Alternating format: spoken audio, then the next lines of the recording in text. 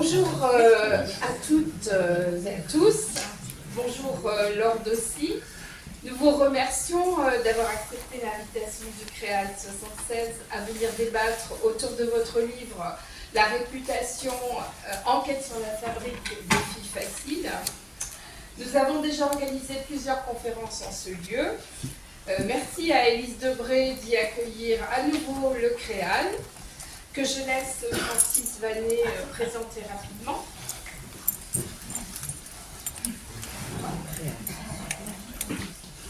Merci Catherine.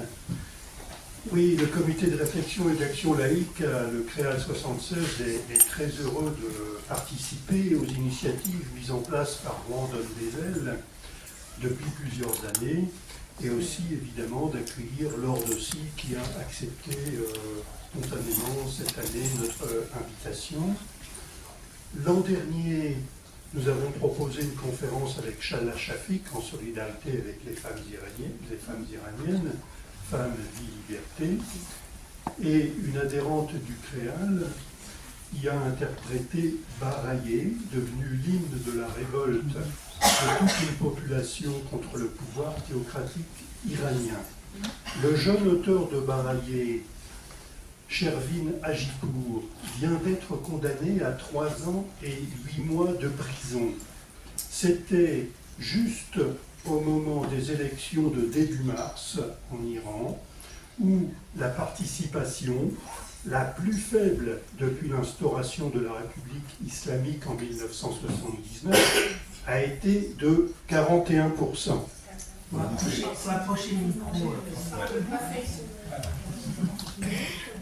Donc je disais que la condamnation a un problème de son. D'accord, je recommence tout. Donc la condamnation de Shervin Hajipour, l'auteur, le jeune auteur de Baraye, qui est devenu l'hymne de la révolte iranienne contre le pouvoir théocratique iranien, eh bien, vient d'être condamné à 3 ans et 8 mois de prison, juste au moment où se déroulaient en Iran les élections, qui n'ont recueilli que 41% de participation. Encore s'agit-il là des chiffres du ministre de l'Intérieur. Donc le féminisme, la lutte contre le sexisme qui, en Iran, en Afghanistan, s'apparente à un apartheid sexuel, sont dans l'ADN du Créal et figurent même dans nos statuts. Ce sont des principes universels, comme la laïcité, fondés sur l'exigence d'égalité qu'il ne suffit pas de proclamer, mais de mettre en œuvre. La laïcité est un point d'appui pour le féminisme.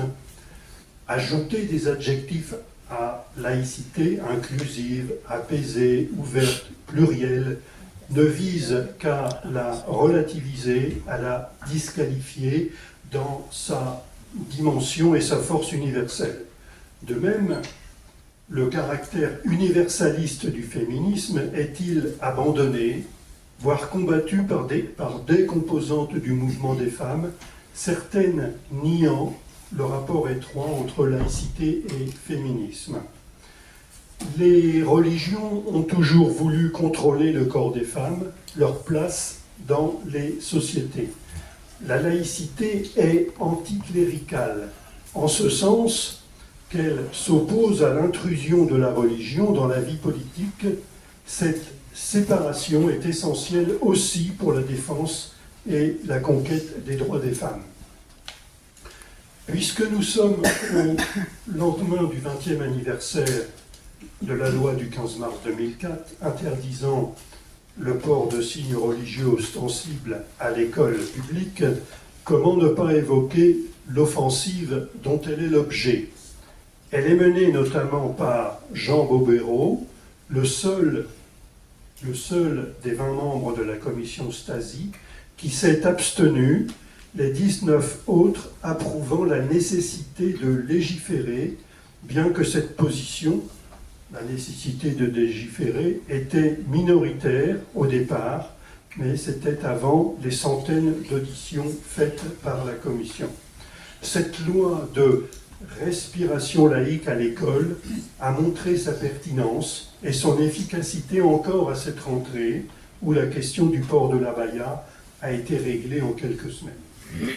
Alors pour faire plus ample connaissance, je ne vais pas être plus long, pour faire plus ample connaissance avec notre association, le Créal 76, qui lie le combat laïque au combat social, je vous invite à prendre de la documentation sur les tables à l'entrée, notamment notre dernier bulletin, Combat laïque, du mois de mars, à consulter notre site tenu régulièrement à jour et à vous inscrire à notre newsletter. Notre conférence de mars a cette année encore trouvé sa place dans le programme de Rouen donne des ailes. Merci à toute l'équipe qui s'occupe de l'organisation de ce mois féministe, à Nicolas Tallet, à Florence Sachettini qui est ici présente, et bien sûr à la municipalité de Rouen qui en est à l'initiative. J'avais prévu de céder la parole à Laura Slimani, mais elle n'est pas encore arrivée, donc on va différer son intervention. Alors, Laure Dossy, vous êtes journaliste d'investigation depuis une quinzaine d'années et reporter à Charlie Hebdo depuis avril 2015. Vous vous intéressez en particulier à la laïcité, aux droits des femmes, au féminisme, au pluriel, à l'antiracisme, à la liberté d'expression, à l'extrême droite, aux religions, à l'islamisme. Vous avez réalisé des grands reportages, notamment sur les athées tunisiens ou sur l'avortement à Malte. Par rapport à la loi de 2004, vous avez publié très récemment un entretien avec Patrick Veil intitulé « La loi de 2004 n'est pas une loi anti-religieuse, mais une loi anti-pression religieuse ». Vos enquêtes de fond sont une source d'informations extrêmement précieuse. La réputation, enquête sur la fabrique des filles faciles est votre premier livre. Son point de départ est le meurtre de Shaina, 15 ans, poignardée et brûlée vive par son petit ami en 2019. Vous êtes allé à la rencontre des habitantes et des habitants des quartiers populaires de la région de Creil où a eu lieu ce terrible féminicide. Si les violences faites aux femmes sont présentes dans tous les territoires et tous les milieux sociaux, vous découvrez un contexte très particulier où les rumeurs et la menace de la réputation de filles faciles pèsent sur les adolescentes. Et vous vous demandez pourquoi, à une époque où les combats féministes prennent de plus en plus d'ampleur, ils ne sont pas parvenus jusqu'à ces jeunes femmes. Dès la première page de votre livre, vous indiquez d'abord avoir fui ce sujet qui vous semblait trop sordide, trop révoltant. Quels sont les autres éléments qui vous retenaient de l'aborder et qu'est-ce qui vous a finalement décidé à mener cette enquête approfondie? Que Laure ne réponde à la première question que je lui ai posée. Donc Laura Slimani est adjointe au maire de Rouen, en charge de la démocratie locale et participative, de l'égalité homme-femme, du handicap et de la lutte contre les discriminations. Merci beaucoup. Je vais difficilement faire plus timé. Non, je suis vraiment désolée d'abord pour mon retard qui n'était pas évidemment intentionnel. Et je suis ravie de voir que la salle est pleine et que vous êtes très nombreux et nombreuses à être venus écouter Laure Dossy. Moi aussi, je tenais vraiment à être là aujourd'hui et je vous remercie d'être ici avec nous, d'être venu nous voir à Rouen. Je remercie aussi évidemment le Créal pour l'organisation de cette conférence. C'est vrai qu'on a souvent, grâce au Créal, des conférencières de grande qualité qui viennent à Rouen au mois de mars, mais pas uniquement. C'est vrai qu'au mois de mars, on a le programme Rouen donne des ailes qui nous permet de proposer un certain nombre de temps forts autour de l'égalité femmes-hommes. Moi, je tenais vraiment à ce que ce mois de mars, depuis le début de ce mandat, il devienne un peu plus politique, en tout cas, qui permette non pas uniquement de mettre en exergue les femmes et le féminin, mais vraiment le féminisme et le combat pour l'égalité entre les femmes et les hommes, parce qu'il y a encore beaucoup de chemin et on va en parler cet après-midi, évidemment.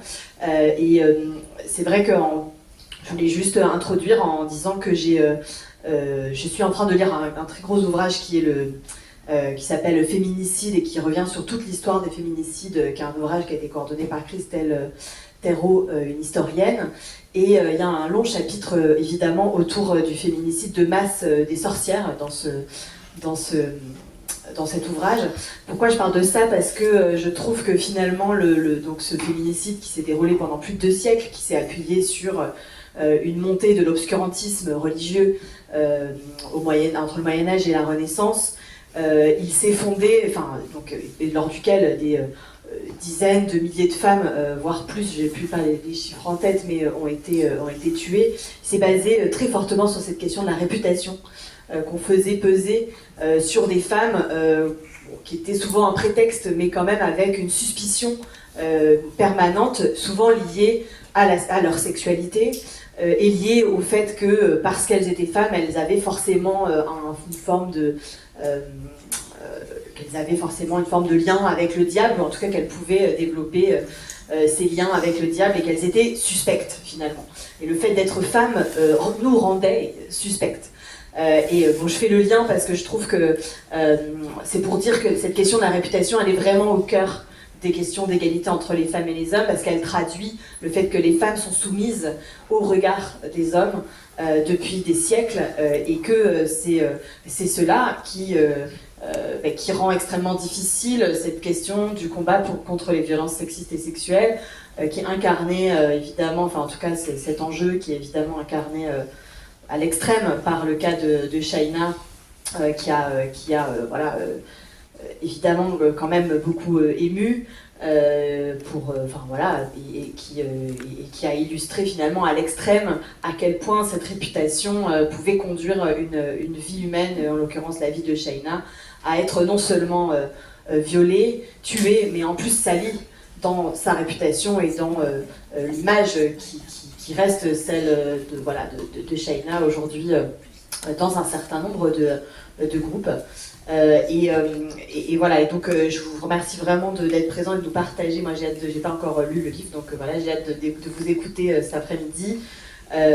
Et aussi dire qu'on a beaucoup de chemin à faire. Je commençais en disant cela parce que c'est vrai que ce qu'on remarque notamment dans les chiffres du Haut Conseil à l'égalité, c'est que d'une part on a quand même chez les jeunes femmes une conscience de plus en plus aiguë de l'égalité à laquelle elles devraient avoir droit, mais chez les hommes, des chiffres qui sont assez inquiétants, chez les jeunes hommes notamment, de recul, de sentiments, de persécution ou de menaces qui pèseraient sur leur place dans la société, et une progression aussi très forte des discours masculinistes qui sont mus à la fois par la masculinité toxique et la glorification d'une forme de masculinité qui s'appuie sur des codes traditionnels et sur une inégalité aussi forte entre les rôles des femmes et des hommes dans la société, et qui s'appuie aussi sur des préceptes religieux qui sont exacerbés, qui sont déformés, qui sont utilisés et instrumentalisés pour atteindre les femmes en l'occurrence, mais pour promouvoir aussi une vision de la société extrêmement rigoriste et rétrograde. Donc je voulais juste introduire par ces quelques mots et puis vous remercier et vous donner la parole. Du coup, je redonne la parole au Créel. Vous voyez ce que vous en faites. La première question était sur ce qui vous a déterminé à mener cette enquête approfondie.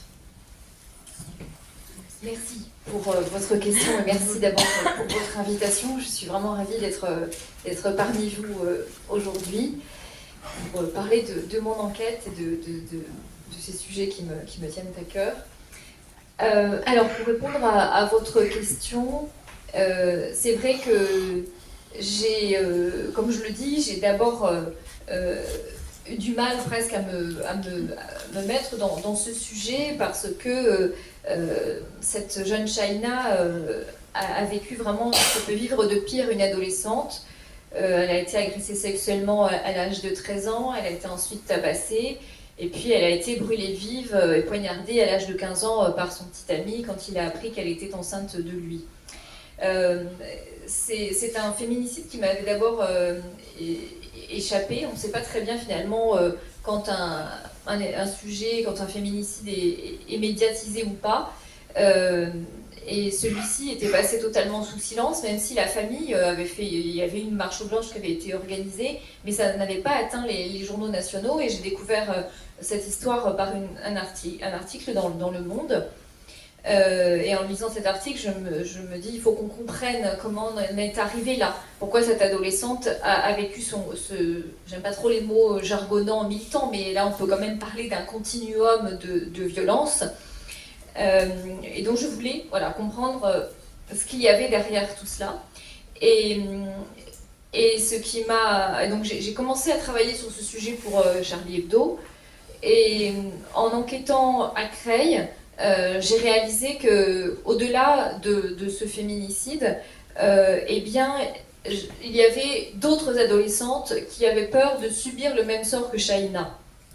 J'ai recueilli le témoignage de d'autres adolescentes, d'abord des amies de Shaina, et puis d'autres personnes qui, au fur et à mesure, souhaitaient me parler, ou même que je rencontrais un peu par hasard, comme ça, au détour de mon enquête sur Creil, qui toutes me disaient la même chose, en l'occurrence, être sous surveillance, être au quotidien sous contrainte, c'est-à-dire de devoir réfléchir aux vêtements qu'elles portaient, de ne surtout pas s'afficher avec un garçon dans la rue, de ne pas pouvoir être sur une terrasse de café, de devoir respecter tout un tas de règles, d'injonctions qui leur étaient imposées, sous peine de tomber dans cette mauvaise catégorie dite des filles faciles, terme auquel évidemment je mets des guillemets.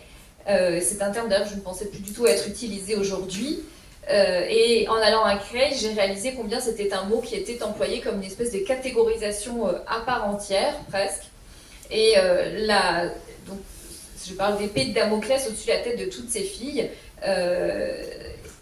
Et leur objectif est de ne pas tomber dans cette mauvaise catégorie qui fait que si elles y tombent, elles ne sont plus dignes de respect, elles deviennent des proies aux yeux des autres garçons. Elles le sont, et comme ce qui est arrivé en quelque sorte à Shaina, si elles tombent dans la mauvaise réputation, eh bien elles deviennent des proies et risquent d'être agressées à leur tour.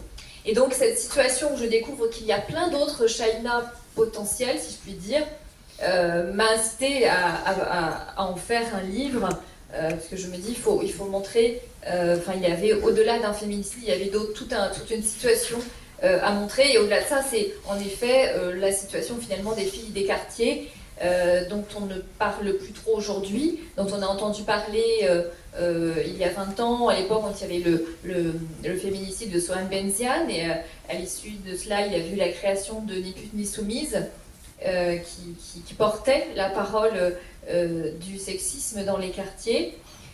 Et aujourd'hui, je me suis dit, voilà, c'est une situation qu'on a peut-être oubliée, parce que on a conscience aujourd'hui, et c'est tout à fait le cas, que le sexisme est présent dans tous les milieux sociaux, dans tous les territoires. Les féminicides sont dans tous les milieux sociaux, dans tous les territoires. Je le rappelle, il ne s'agit pas de dire que les violences ne seraient que dans les quartiers, ce serait totalement faux de le dire. Et je crois qu'on a bien conscience avec le phénomène MeToo que les violences ont touché aussi bien les milieux de pouvoir politique, les milieux du cinéma. Pour autant, c'est vrai que je me suis dit, il y a peut-être eu un phénomène de balancier. Autant dans les années 2000, on ne parlait que des violences, en tout cas essentiellement des violences dans les cités. Ensuite, on a compris que les violences étaient partout. Mais peut-être qu'à l'inverse, aujourd'hui, on oublie que ces violences, à mon sens, sont tout de même exacerbées dans certains quartiers. Et c'est ce qui m'a semblé intéressant à souligner, parce que je pense que les adolescentes que j'ai rencontrées vivent vraiment un sexisme spécifique, exacerbé parce que quotidien, parce que touchant au plus profond de leur intimité, parce que touchant la manière dont elles doivent s'habiller chaque jour, la manière dont elles doivent se comporter, leur propre intimité. On développera peut-être après, mais il y a l'injonction aussi absolument à être vierge pour le mariage. Il y a l'injonction, je le disais, à la pudeur. Toutes ces spécificités, je les développe dans le livre, et c'est ce qui m'a donné envie de faire ce livre. J'ai fait une longue réponse peut-être que j'ai fait après. Shaina avait été victime d'une agression sexuelle. Accompagnée de sa mère, elle avait immédiatement porté plainte pour viol, ce qui est très rare. S'en est suivi un long parcours du combattant, ou plutôt de la combattante. Vous dites que la justice n'a pas été à la hauteur. Pouvez-vous nous expliquer pourquoi et les conséquences que cela a pu avoir? Alors merci pour cette question qui est très importante effectivement parce que dans mon livre je m'attache à montrer, si je puis dire, les deux éléments majeurs du problème de ces réputations. À la fois il y a les mentalités de ces adolescents et qui sont influencés par tout un ensemble de facteurs, je développerai tout à l'heure, mais il y a aussi l'autre élément, c'est que les institutions ne sont pas à la hauteur pour faire face à ce problème. Et notamment, effectivement, la justice a totalement failli dans le cas de Shaina. Donc je disais tout à l'heure qu'il y avait il y a plusieurs volets. Il y a le premier volet qui est l'agression sexuelle. Et Shaina, cette pauvre adolescente, a vraiment subi tout un ensemble de failles à chaque étape. Et pourtant, elle a fait exactement ce qu'il fallait faire. On incite les femmes à porter plainte. C'est évidemment extrêmement compliqué, difficile. Et là, on voit combien ça l'est. La policière qui l'auditionne écrit mentionnons que Shaina n'éprouve aucune émotion particulière. Donc d'abord elle écrit ça, comme si, et donc c'est faire fi du sentiment de sidération, de la réaction de sidération dans laquelle certainement se trouvait Shaina. Mais il y a pire que ça, parce qu'ensuite le médecin qui ausculte Shaina le soir même écrit noir sur blanc: Shaina se déshabille facilement et n'éprouve ni honte ni culpabilité. Comme si elle devait en éprouver. Et j'ai parlé avec la mère de Shaina de cette phrase-là, qui évidemment horrifie les parents de Shaina. Et la mère de Shaina me dit, mais si elle se déshabille facilement, c'est que je lui ai dit de faire confiance à ce médecin, je lui ai dit, j'étais avec elle, je lui ai dit d'obéir à ce médecin et que c'était pour la soutenir et pour l'aider. Et ensuite, on a ce médecin, et c'est totalement incompréhensible. J'ai voulu joindre ce médecin pour comprendre pourquoi elle en est arrivée à écrire ça. Elle n'a jamais voulu me répondre. Donc, on ne saura jamais.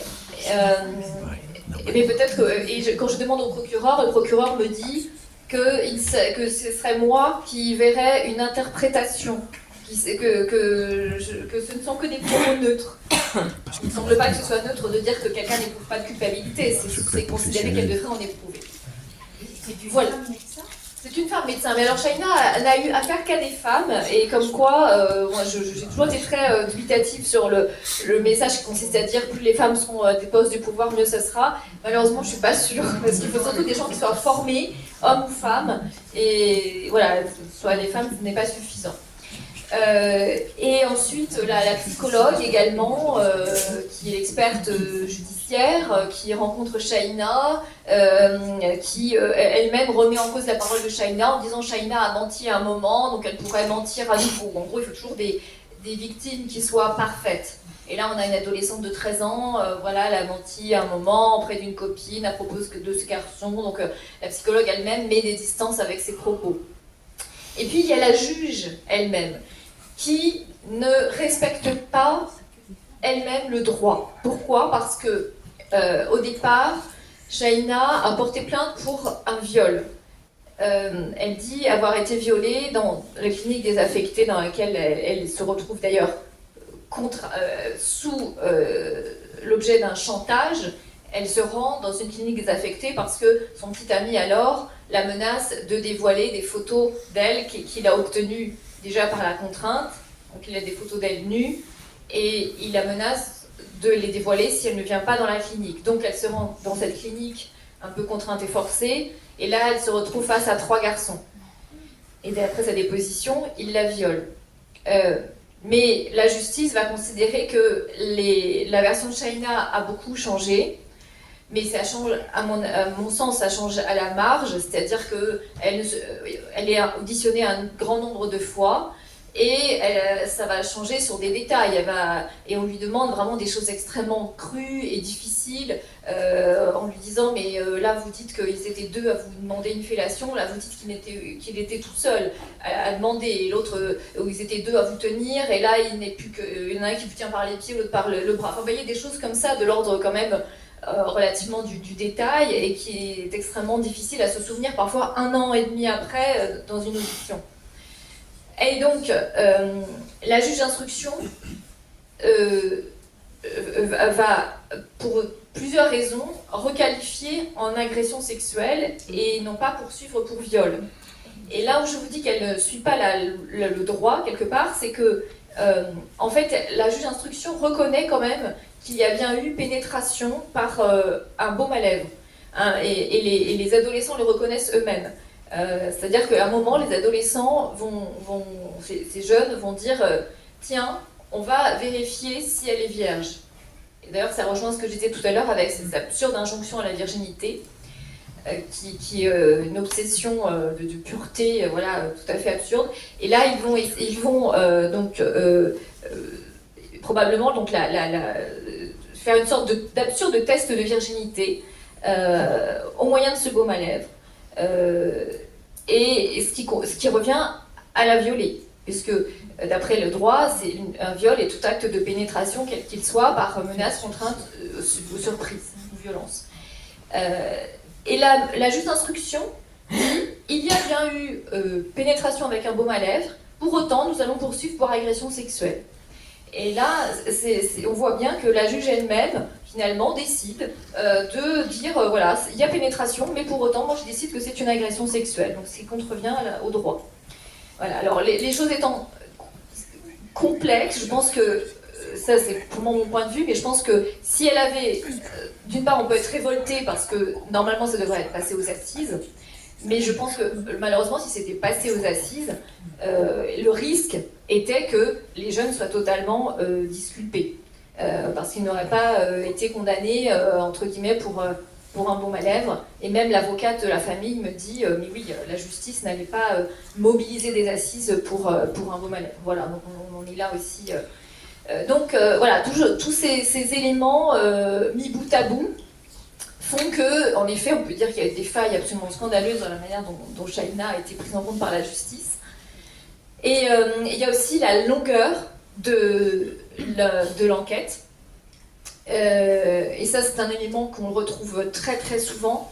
Ça, c'est dû notamment aux moyens qui ne sont pas à la hauteur. La justice manque cruellement de moyens. Même là, le procureur me dit on ne peut pas exclure que Shaina serait toujours vivante si le procès avait lieu plus tôt. Pourquoi ? Parce que précisément ce premier volet de l'enquête, qui donc concerne l'agression sexuelle, fait que pendant tout ce temps, la réputation de Shaina, les agresseurs ont propagé dans toute la cité l'idée que Shaina était une fille facile, pour se venger d'elle, pour la dénigrer, pour la mépriser. Et c'est ce qui en a fait une proie aux yeux de tous, et ce qui a incité un autre garçon ensuite à se diriger vers elle, dans cette espèce de mélange affreux de convoitise et de mépris. C'est ce qu'il y a dans cette notion de fille facile, c'est celle qu'on convoite et qu'on méprise en même temps. Et donc cet autre garçon, Shaina tombe amoureuse de lui, mais elle ne sait pas qu'il se dirige vers elle en raison de cette réputation. Et donc c'est ce garçon qui, quand elle apprend que Shaina est enceinte, eh bien il préfère l'assassiner plutôt que d'assumer d'être le père de son enfant. Il aurait eu ces mots auprès d'un codétenu. Il dit je préfère prendre 30 ans de prison plutôt que d'être le père d'un fils de pute. Donc là on voit aussi que c'est sa propre réputation finalement, où tout le monde est victime de cette chape de plomb, des réputations qui l'ont conduit lui à assassiner Shaina. Donc je précisais ça puisque donc, il y a eu cette réputation qui s'est développée, qui s'est propagée entre les deux volets de l'affaire, et le procureur me disait donc si on avait pu stopper aussi plutôt si les agresseurs du premier volet de l'agression sexuelle avaient été condamnés rapidement, peut-être que cette réputation aussi n'aurait pas été propagée comme ça. En tout cas, on n'aurait pas dit dans toute la cité Shaina est une menteuse, Shaina c'est elle qui a allumé ses garçons dans la clinique désaffectée. Voilà, donc ça aurait pu la protéger. Voilà, je ne sais pas si j'étais très claire, parce qu'il y a plein de détails un peu juridiques. Voilà, et vous pourrez vous plonger dans le livre, enfin, voilà, je vous détaille plus précisément. Mais voilà, toujours est-il qu'effectivement, c'est assez terrifiant de voir comment on peut aujourd'hui traiter une adolescente. Voilà, et j'ai rencontré d'ailleurs une autre adolescente qui, elle aussi, enfin c'est pour montrer que Shaina n'est pas la seule, on le sait, mais bon, elle, donc c'est une adolescente aussi de Creil, qui dit avoir été victime d'un viol dans l'infirmerie de son lycée par un camarade de classe. Et en fait, pour montrer aussi la justice qui n'est pas du tout à la hauteur, c'est qu'un an et demi après les faits, donc là il y a bien eu une plainte de déposer, et 1 an et demi après les faits, l'agresseur présumé n'a toujours pas été auditionné par la police. Et c'est pas forcément un manque de... Je sais pas, la police s'en fout, ou voilà, je dis pas que... je pense que... Comment dire, il y a ça aussi, probablement, mais là, en l'occurrence, c'est vraiment que, en fait, il y a tellement de dossiers que la police doit gérer qu'ils font des sortes de hiérarchie. Donc, bon, voilà, une adolescente dans un établissement scolaire, une infirmerie, pour eux, c'est peut-être moins grave que d'autres cas qu'ils ont à traiter, mais ce qui a comme conséquence que l'agresseur présumé est toujours dans l'établissement. Quand l'adolescente, elle, a dû le quitter parce qu'elle commençait à être aussi victime de pression des autres adolescents, etc. Donc elle a dû partir de cet établissement. Et en plus de ça, il y a aussi l'éducation nationale qui ne sait pas faire face à ça, puisque la direction de cet établissement que j'ai contacté, c'était un cercle vicieux, puisque la direction me dit on attend les résultats de l'enquête judiciaire. Et bon, elle ne vient pas, donc vous voyez, en attendant, qu'est-ce qu'on fait? Et là, l'éducation nationale n'a pas vraiment de réponse, et puis on ne peut pas virer, on ne veut pas faire un conseil de classe pour virer cet adolescent, sachant qu'on n'a pas les éléments comme quoi il est réellement l'agresseur. Voilà, donc c'est d'autres adolescentes qui sont confrontées aussi à ces problèmes de la justice qui n'est pas à la hauteur pour les soutenir et les protéger. En fait. Ma question suivante concerne le meurtre et la perception du verdict qu'il a finalement été condamné à 18 ans de prison. Comment cela a-t-il été perçu à la fois au moment du meurtre et ensuite au moment du verdict? Est-ce que les jeunes femmes, les jeunes filles ont manifesté une solidarité envers Shaina? Et qu'en pensent aussi les garçons que vous avez interrogés?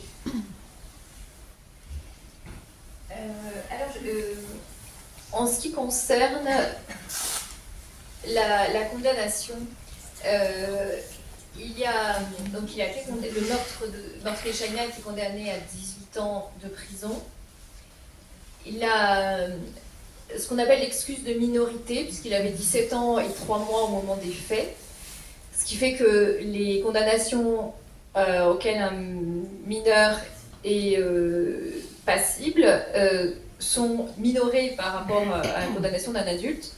Il y a eu un débat pour savoir si l'excuse de minorité devait être levée ou pas, puisqu'il était tout proche de ses 18 ans.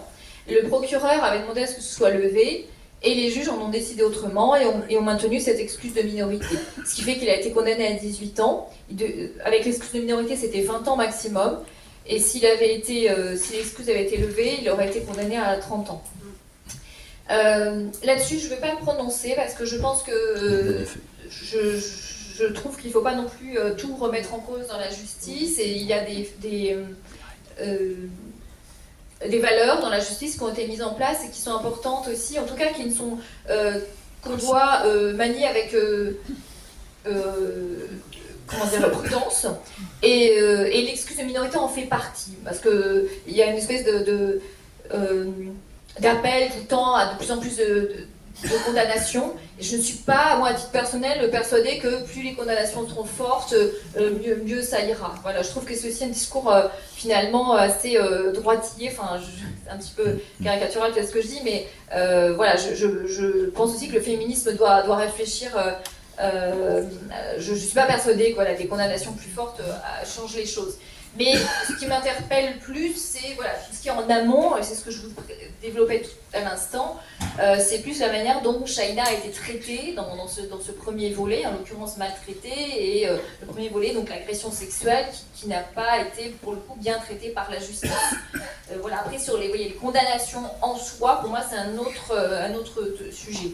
Et bon, 18 ans ou 30 ans, j'ai envie de dire, ça ne ramène pas Shaina, et voilà, en tout cas, il ne m'appartient pas de dire que 18 ans, c'est pas suffisant. En revanche, ce que je dis, c'est qu'en effet, la famille, elle, était révoltée et aurait évidemment voulu que ce soit 30 ans, de même que l'avocate de la famille.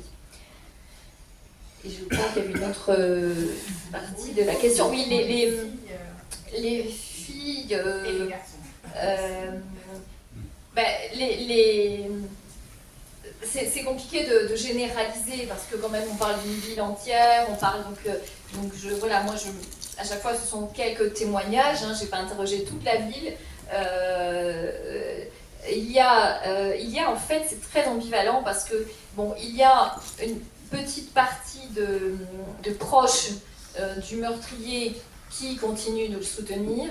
D'ailleurs, je viens d'apprendre qu'un des garçons qui, dans la cité, avait dénoncé le meurtrier, parce que voilà, des garçons se sont mobilisés aussi, là, en sachant quand ils ont découvert que Shaina avait été assassinée et qu'il y a eu des rumeurs qui commençaient comme quoi un garçon avait fait ça et qu'il s'en était vanté auprès d'un autre, etc., etc. Il y en a qui ont été voir la police pour le dénoncer. Et parmi ceux qui ont été à la police le dénoncer, il y en a un qui vient d'avoir 3 coups de couteau. Qui n'est pas mort, mais il a été grièvement blessé, mais je viens de l'apprendre, donc je n'ai pas davantage d'éléments. Comme quoi, donc il y a encore des pressions et il reste habité au même endroit, donc c'est assez dramatique. Mais j'ai eu d'autres garçons à l'issue aussi du procès, et certains me disaient... à l'inverse, ils me disaient mais 18 ans c'est pas assez, justement, eux-mêmes pensaient que c'était pas assez. Et il y en a même un, il me dit mais bon, parce que Creil c'est quand même connu pour avoir un certain trafic de drogue, il me dit mais il y en a, ils font du trafic de drogue, ils ont plus que ça. Donc eux-mêmes ne comprenaient pas l'échelle des peines par rapport à ça. Et en ce qui concerne les filles, c'est pareil, la solidarité est complexe parce que bon, globalement, enfin, ce que je veux dire, c'est quand même par rapport au... En fait, il y a une différence aussi par rapport à la manière dont est perçu l'assassinat et dont est perçue l'agression sexuelle. Parce que tout le monde condamne l'assassinat, peut-être à part 3 amis du meurtrier, enfin voilà, mais tout le monde condamne l'assassinat.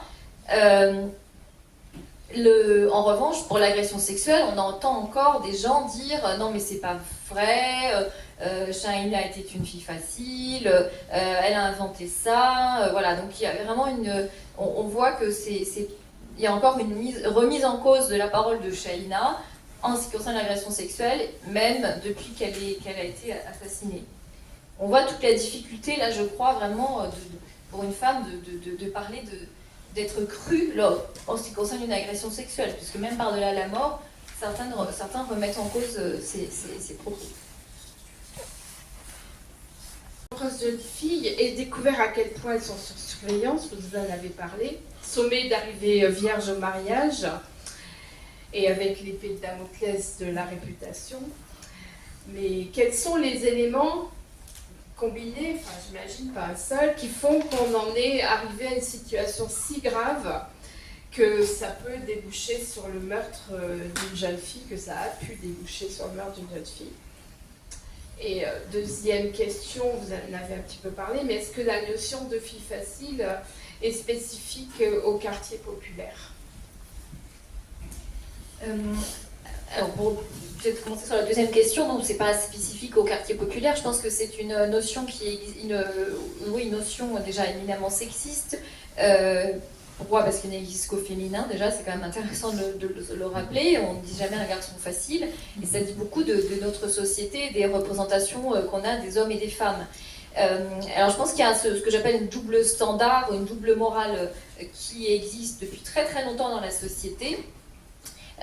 Comme quoi une fille doit toujours se préserver, être discrète, et notamment tout ce qui a trait à la sexualité. Pendant longtemps, une fille se devait d'arriver vierge au mariage et se devait aussi être comme une forme de citadelle imprenable. Dans la littérature, il y avait toujours ces histoires où, voilà, de chevaliers, en tout cas une femme se devait de faire tout un, comme de demander tout un tas enfin voilà, d'avoir une sorte d'avoir une conquête en fait, pardon, je suis fatiguée aujourd'hui, voilà, et de se préserver comme un château fort imprenable. Voilà, c'est un peu l'image qu'on en avait dans la littérature. Tandis qu'un homme a été plutôt valorisé, être un don Juan, être dans le pouvoir, dans une forme d'assurance et de violence. Ça a beaucoup évolué, heureusement. Il n'y a plus vraiment cette double morale qui était très présente pendant de nombreuses années. En revanche, manifestement, ça perdure dans certains endroits, dans certains territoires, pour de multiples raisons. Il y a une espèce de repli sur soi, de repli sur des valeurs plus archaïques, sur un patriarcat qui reste très présent, sur une difficulté à avoir accès à d'autres valeurs. Il y a aussi une forme de communautarisme.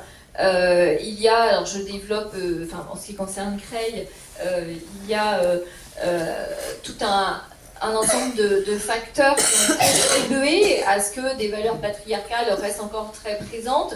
Donc c'est plusieurs éléments, parce que Creil est une ville qui est une ville très pauvre aussi, la 7e ville la plus pauvre de France, qui a subi une désindustrialisation massive, qui a eu comme conséquence des grandes difficultés socio-économiques dans la population. Et là-dessus, c'est développé aussi un fort rigorisme religieux, avec la venue de prédicateurs souvent intégristes, que me racontent plusieurs femmes que je rencontre, qui me disent avoir été directement... Enfin, il y avait des prédicateurs qui sonnaient aux portes, etc.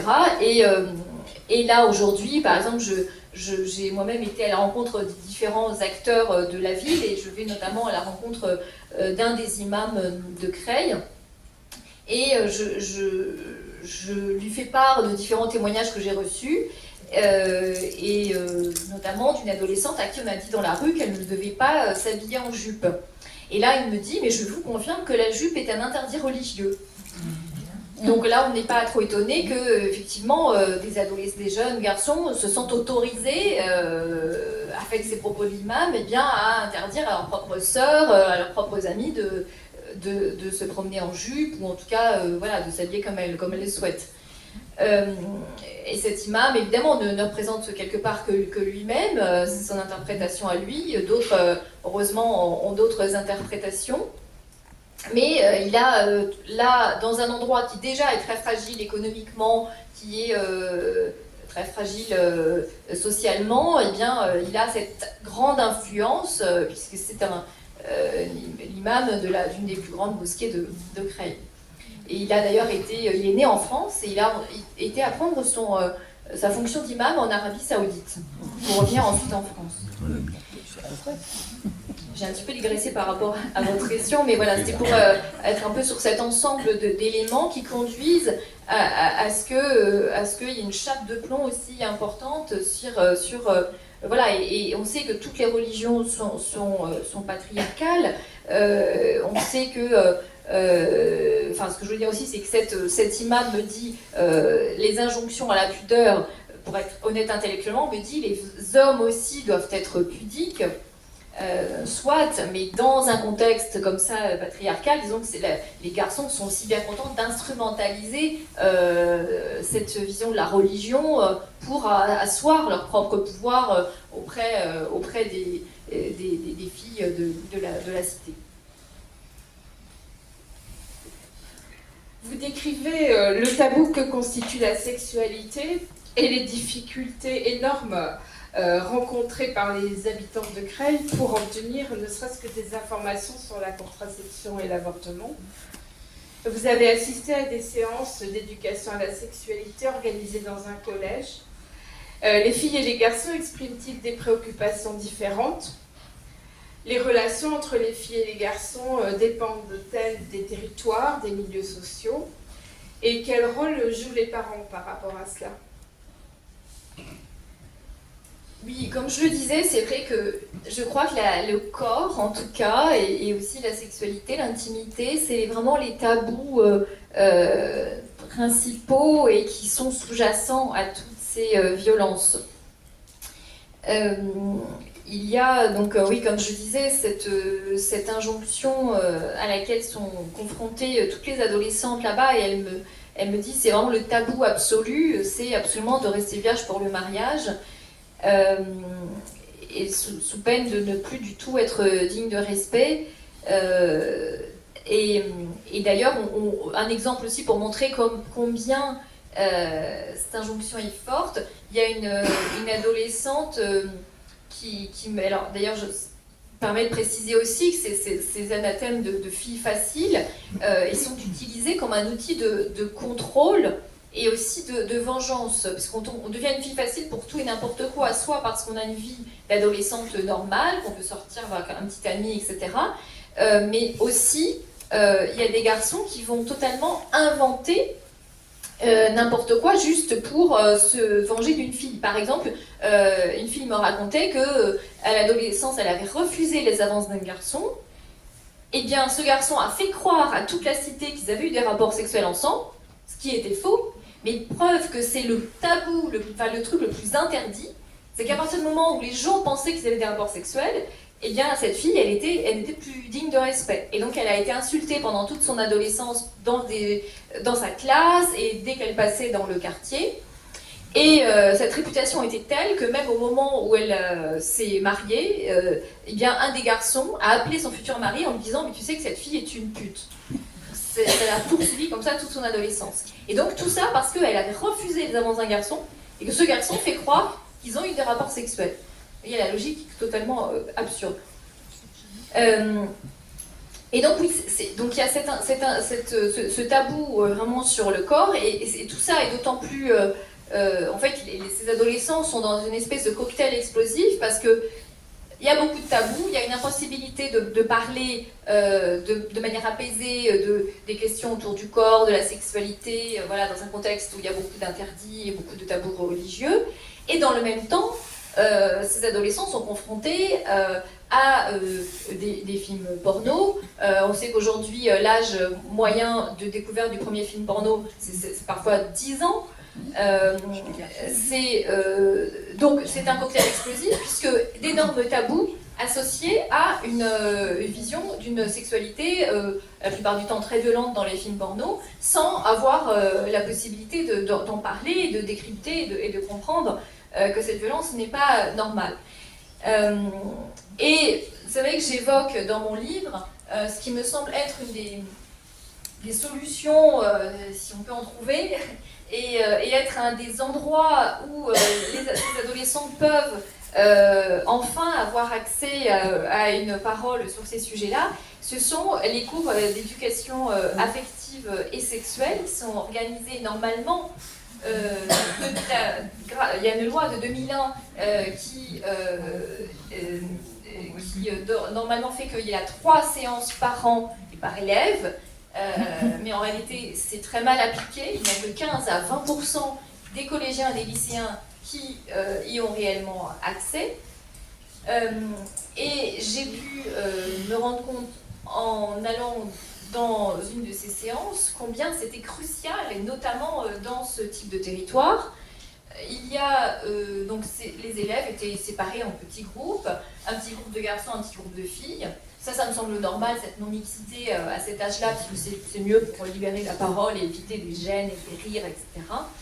Et il y a par exemple ce jeune garçon qui est en 3e, et l'animatrice lui demande comment sait-on si sa partenaire est consentante, et il répond on le sait quand elle ne se débat pas. Alors ça vous montre quel est l'état d'esprit de ces adolescents et par quoi ils sont influencés.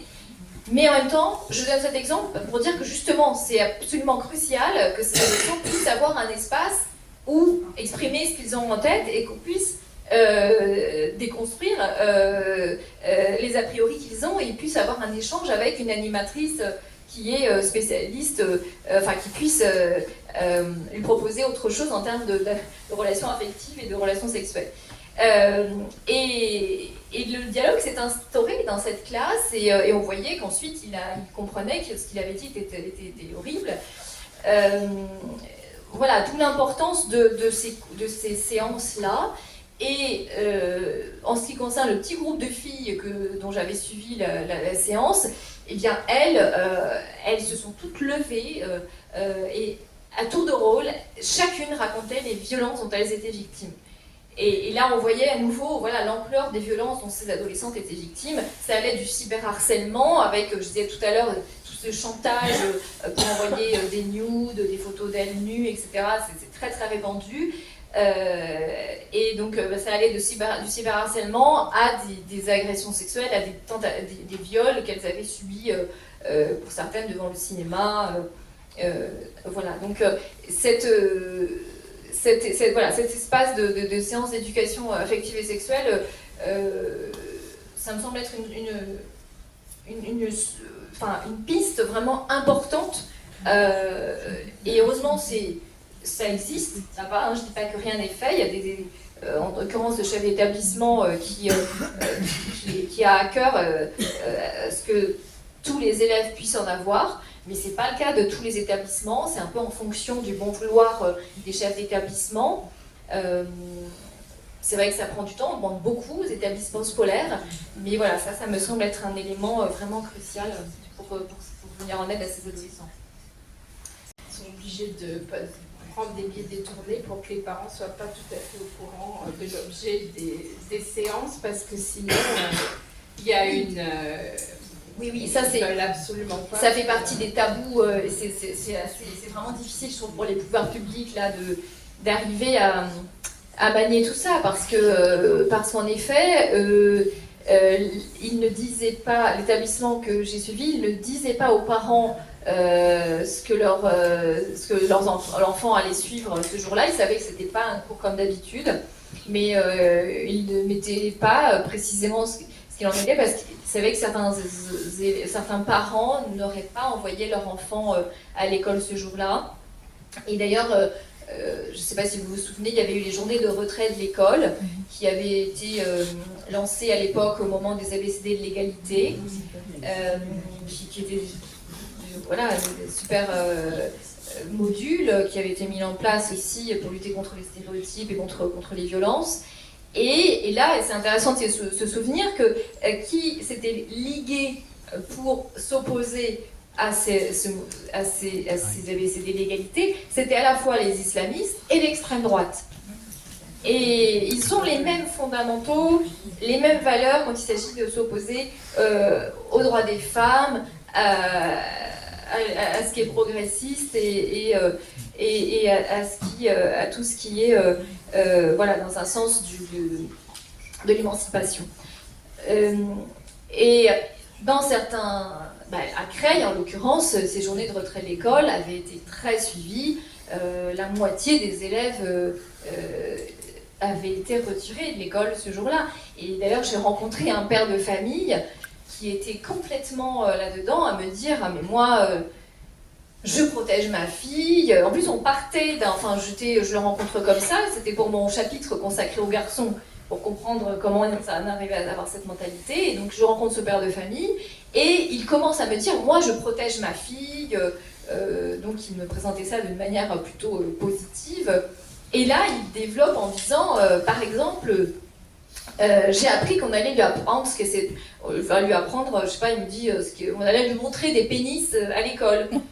Je me dis, oulala, ah oui, et en fait, et je voyais bien qu'il comprenait rien du tout de ce qu'étaient les cours d'éducation affective et sexuelle. Il était tombé dans ces fake news qui s'étaient propagées, qui se propagent à chaque fois qu'il est question de ces séances-là. Et il avait l'impression qu'on allait montrer des films porno. Et donc il était lui-même allé voir l'institutrice en disant c'est lamentable, je ne veux plus que vous montriez ça à ma fille. Voilà, et donc il faut expliquer, il faut faire œuvre de pédagogie avec ses parents. Et c'est bien compliqué parfois. Qui luttent contre les violences faites aux femmes, mais beaucoup ont disparu ou voient leurs moyens de plus en plus réduits. Vous pointez aussi le fait que certaines sont maintenant influencées par une forme de communautarisme. Pouvez-vous nous en dire plus et nous dire quel est le poids de la religion dans cette évolution, même si vous l'avez déjà un peu abordé? Oui, alors c'est vrai que face à cela, j'ai envie de dire les associations et les services publics devraient être irréprochables et vraiment à la hauteur. Or, malheureusement, ce n'est pas le cas.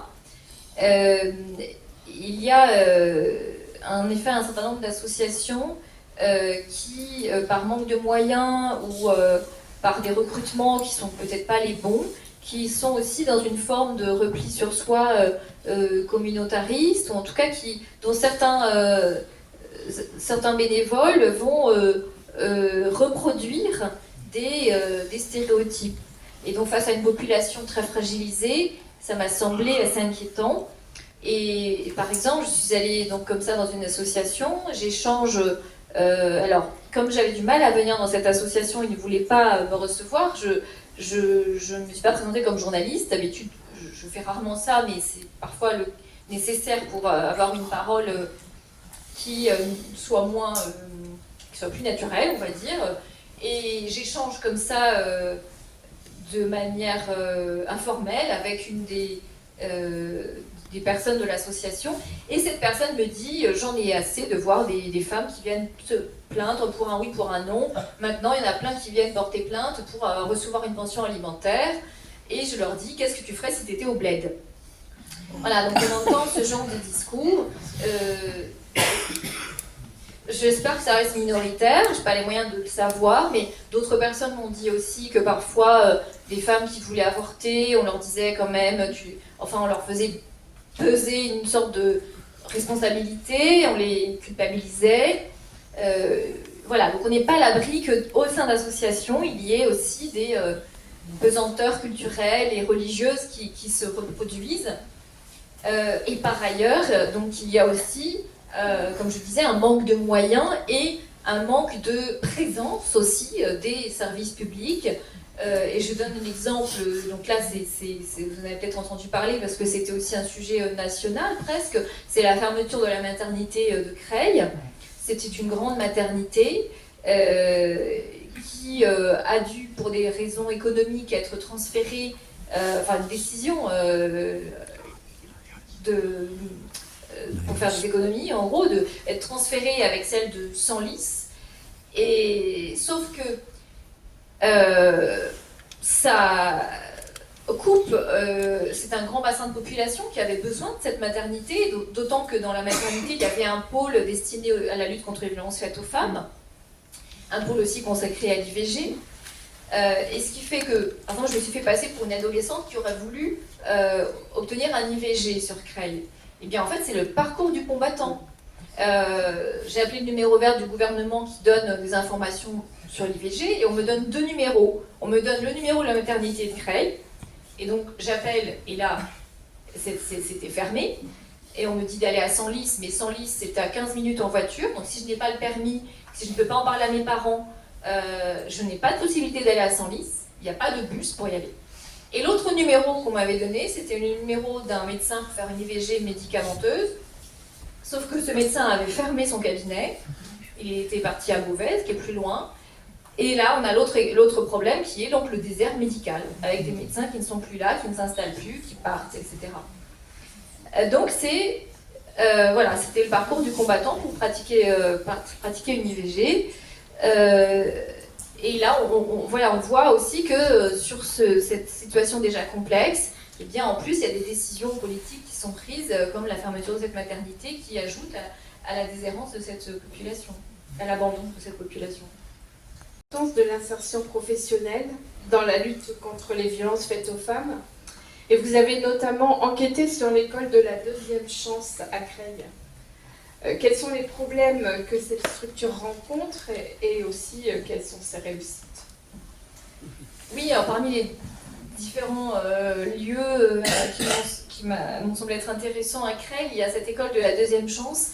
C'est vraiment des écoles formidables parce que, en gros, ils récupèrent tous les décrocheurs. Et ce qui m'a intéressée là aussi, c'était l'angle féministe, parce que en rencontrant la personne qui était à la tête de l'école de la deuxième chance, elle m'expliquait que la plupart des filles qu'elle rencontrait avaient toutes été victimes de violences. Et donc c'était aussi une des raisons, enfin c'est multifactoriel toujours, mais ces filles avaient décroché aussi, se retrouvaient dans cette école de deuxième chance pour ça, parce qu'elles avaient eu tellement un parcours où elles avaient subi un certain nombre de violences, ça devient très compliqué de continuer à suivre un parcours scolaire normal, si je puis dire. Et voilà, c'est vrai que c'est une école aussi qui est confrontée, comme toutes les autres structures, à des problèmes de moyens, qui doit faire face de plein fouet à tous les problèmes, à la fois des élèves qui sont tellement dans une situation économique difficile qu'ils viennent à l'école sans manger. Certains ne sont pas hébergés, donc la directrice de l'école doit leur trouver un hébergement. Il y en a qui, subvenir à leurs besoins. Il y a aussi, on disait tout à l'heure, des phénomènes, vraiment de choses différentes, mais il y a aussi des élèves qui sont dans un fort rigorisme religieux et du coup qui sont parfois inemployables parce qu'ils demandent un certain nombre ça crée un certain nombre de contraintes et au point où ils préfèrent suivre certaines injonctions religieuses plutôt que d'aller au travail. Donc voilà, c'est l'objectif de cette directrice est de faire face à tout ça et d'essayer de faire en sorte que ces jeunes soient à nouveau employables et de leur trouver. Il y a aussi de très belles réussites, heureusement. Voilà. Je développe. Constatez que la plupart des personnes rencontrées n'avaient jamais entendu parler de MeToo. Et votre conclusion s'intitule MeToo pour toutes. Pouvez-vous nous faire part des pistes que vous y évoquez pour ne pas laisser sur le bord de la route ces jeunes filles? Oui, alors à propos de MeToo, en effet, j'étais très très surprise de me rendre compte qu'un certain nombre d'entre elles n'en avaient jamais entendu parler. Et c'est vrai que ça doit nous interpeller parce qu'on a peut-être tous ici l'impression qu'on en a beaucoup parlé, ça a fait beaucoup d'articles, beaucoup de unes de journaux. On a peut-être tous ici entendu parler de Judith Godrèche, c'est l'exemple le plus récent. Mais d'ailleurs, ça me fait penser, c'est pas dans mon livre, mais récemment j'entendais dans le magazine En Société une femme qui a créé une association dans un quartier, pas à Creil, mais dans une autre ville, et elle disait moi, Judith Godrèche, je ne sais pas qui c'est, je n'ai pas le temps d'aller au cinéma, et donc ce qu'elle dit n'a pas du tout d'impact dans la cité, ni dans ma famille, ni pour mes filles. Donc je crois vraiment qu'on doit avoir en tête tout ça, qu'il y a encore des fractures béantes dans notre société et des mouvements dont on a l'impression parfois qu'ils ont une influence, qu'ils ont pu parler à tout le monde, en fait ne parlent pas du tout à tout le monde. Et je crois que le mouvement MeToo est un très beau mouvement qui est une libération de la parole, mais surtout une libération de l'écoute, parce que les femmes ont longtemps parlé sans être écoutées. Donc ça, c'est un mouvement qui a montré l'ampleur des violences faites aux femmes et qui a permis qu'enfin on les écoute. Pour autant, charge, je dirais, aux féministes aujourd'hui, et au pouvoir politique, de faire en sorte que ça impacte réellement tout le monde, y compris les plus vulnérables. Parce que peut-être que si on peut quand même mettre un bémol sur le mouvement MeToo, c'est que c'est avant tout issus de personnes qui ont les moyens de parler, au sens où, d'avoir un impact de leurs paroles, c'est-à-dire elles peuvent aller être sur un plateau télé, elles peuvent écrire un livre, elles peuvent écrire un tweet qui va être lu.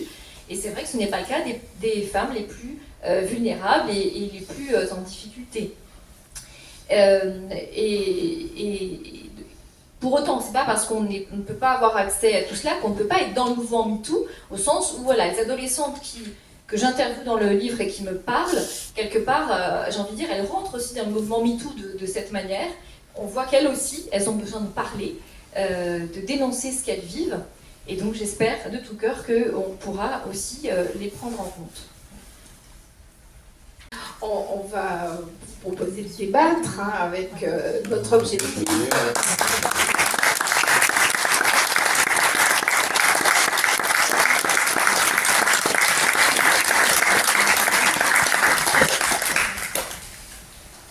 Merci. J'interviens sur l'avant-dernière question. Cette histoire d'école de la deuxième chance, c'est quand même terrible pour moi, laïc, défenseur de l'école publique, de voir que une structure qui s'apparente à une école privée, c'est pas tout à fait une école privée, c'est parapublic, pallie les insuffisances du service public et de sa présence dans les quartiers. Vous décrivez, il n'y a aucune raison de le remettre en doute, le formidable travail de la directrice qui a un point de vue féministe et qui prend véritablement les difficultés de ses élèves à bras-le-corps. Et bon, je suis allé un peu voir un peu ce que c'était que ces écoles de la deuxième chance qui ont été impulsées en 1995 par Édith Cresson. Et voilà, je disais que ces écoles ont un statut parapublic consulaire, c'est-à-dire piloté par les chambres de commerce et d'industrie et financées par la taxe d'apprentissage. Et qu'elles sont soutenues et reconnues par des institutions officielles et par le ministère. Et quand on va voir la charte de ces écoles de la deuxième chance, leur autonomie est prévue, mais les entreprises y sont fort présentes. Par exemple, la charte dit que l'entreprise participe à la vie de l'école, s'exprime sur le contenu pédagogique. Ce n'est pas du tout le rendu que vous nous en faites, mais bon, ça existe sur le... Et la liste des entreprises partenaires est assez impressionnante. Hein. Bon, il y a la Française des Jeux, Total, Carrefour, SNCF, Unibail, Manpower, Ikea, Decathlon, KFC, Leroy Merlin. Bon. Et ne pensez-vous pas... Je pense que ce n'est pas vraiment le cas de cette école-là. Voilà. D'accord. Ma question, c'est ne pensez-vous pas qu'il faudrait privilégier une école publique de la première chance avec pour toutes et tous avec des moyens suffisants pour ne laisser personne au bord de la route et parce qu'il a été montré que les écoles des quartiers défavorisées sont sous-financées. C'est un rapport de la Cour des comptes qui l'a montré. Et c'est ce qui motive un peu d'ailleurs la grève dans le 93 des enseignants en ce moment. Hein.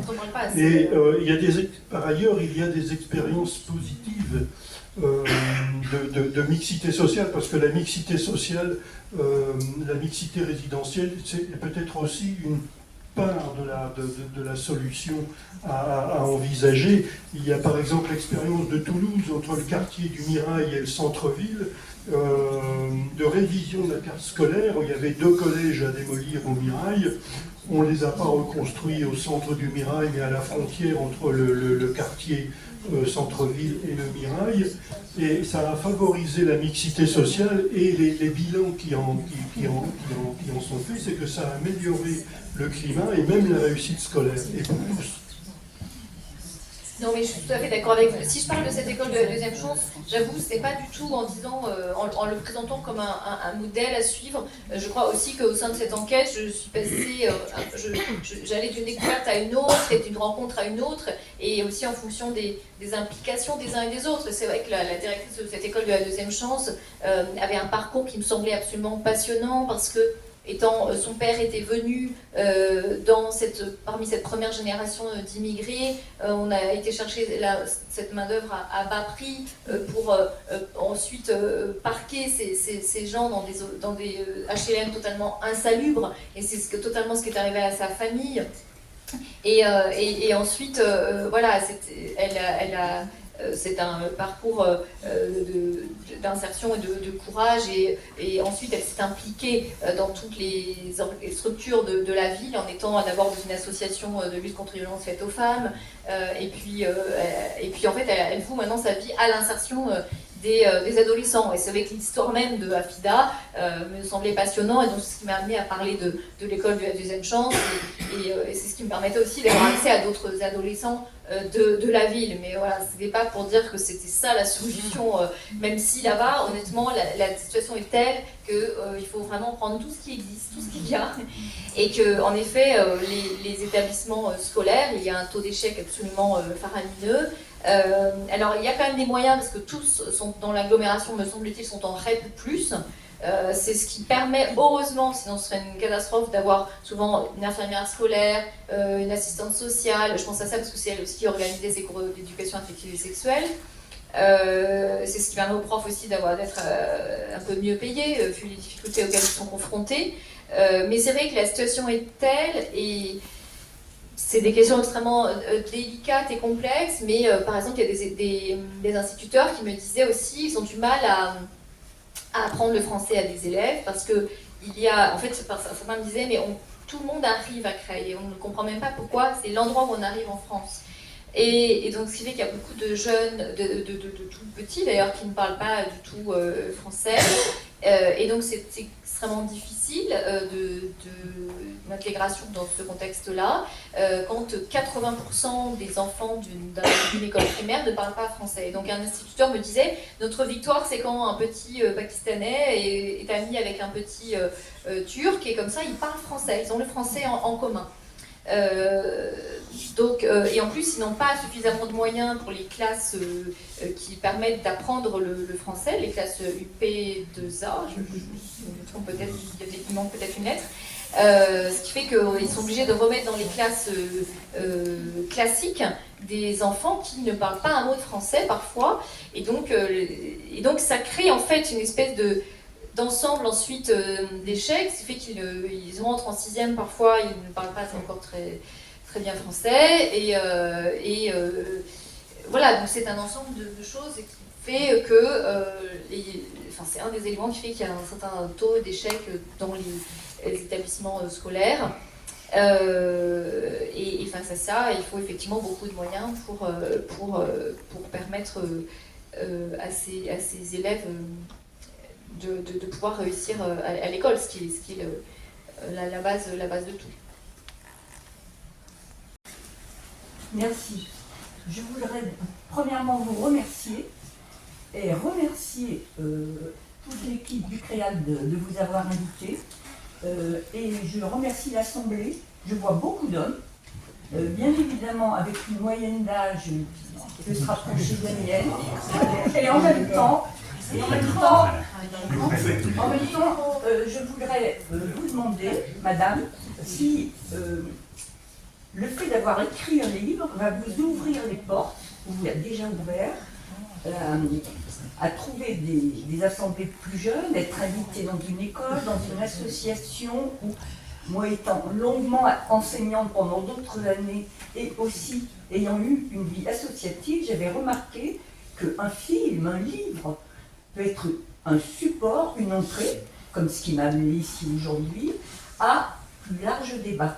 Donc, est-ce que dans vos projets, vous avez déjà eu des invitations ou vous pensez en avoir pour des publics plus jeunes que nous? Caricaturez pas ce public, demandez l'âge de tout le monde. Non, mais par rapport aux jeunes.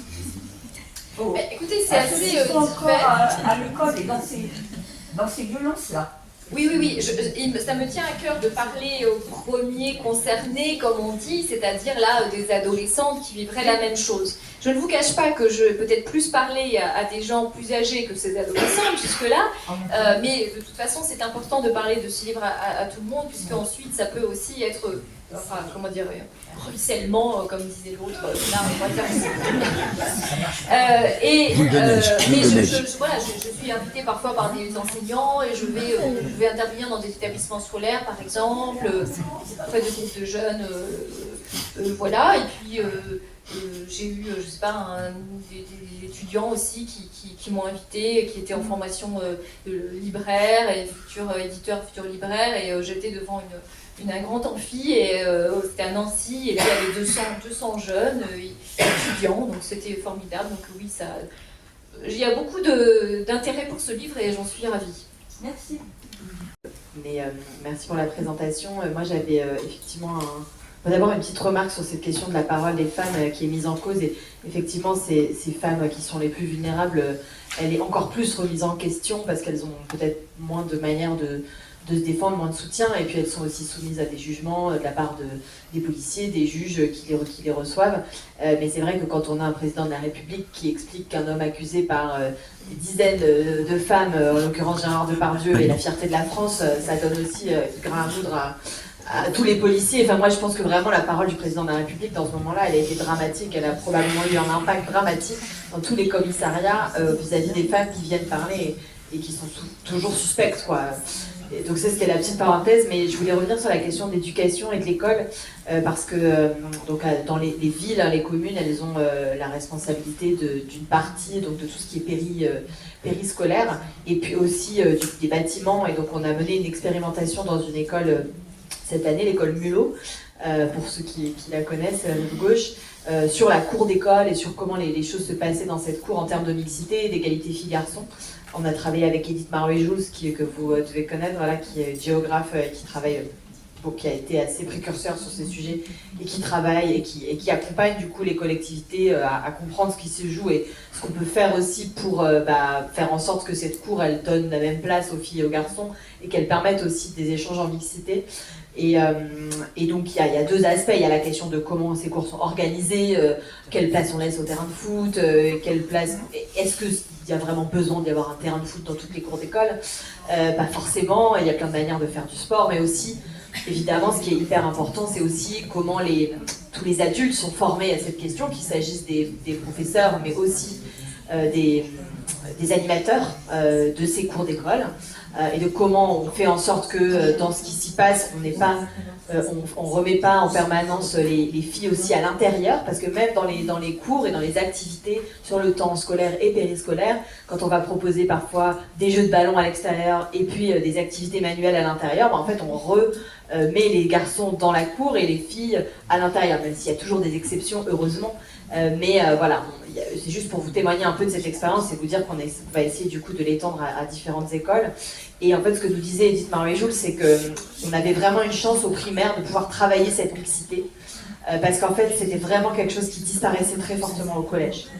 Et du coup, je voulais dire aussi que la question de la mixité, de comment on favorise le fait que cette mixité elle puisse se maintenir tout au long de la scolarité, c'est vraiment un enjeu, il me semble, fondamental.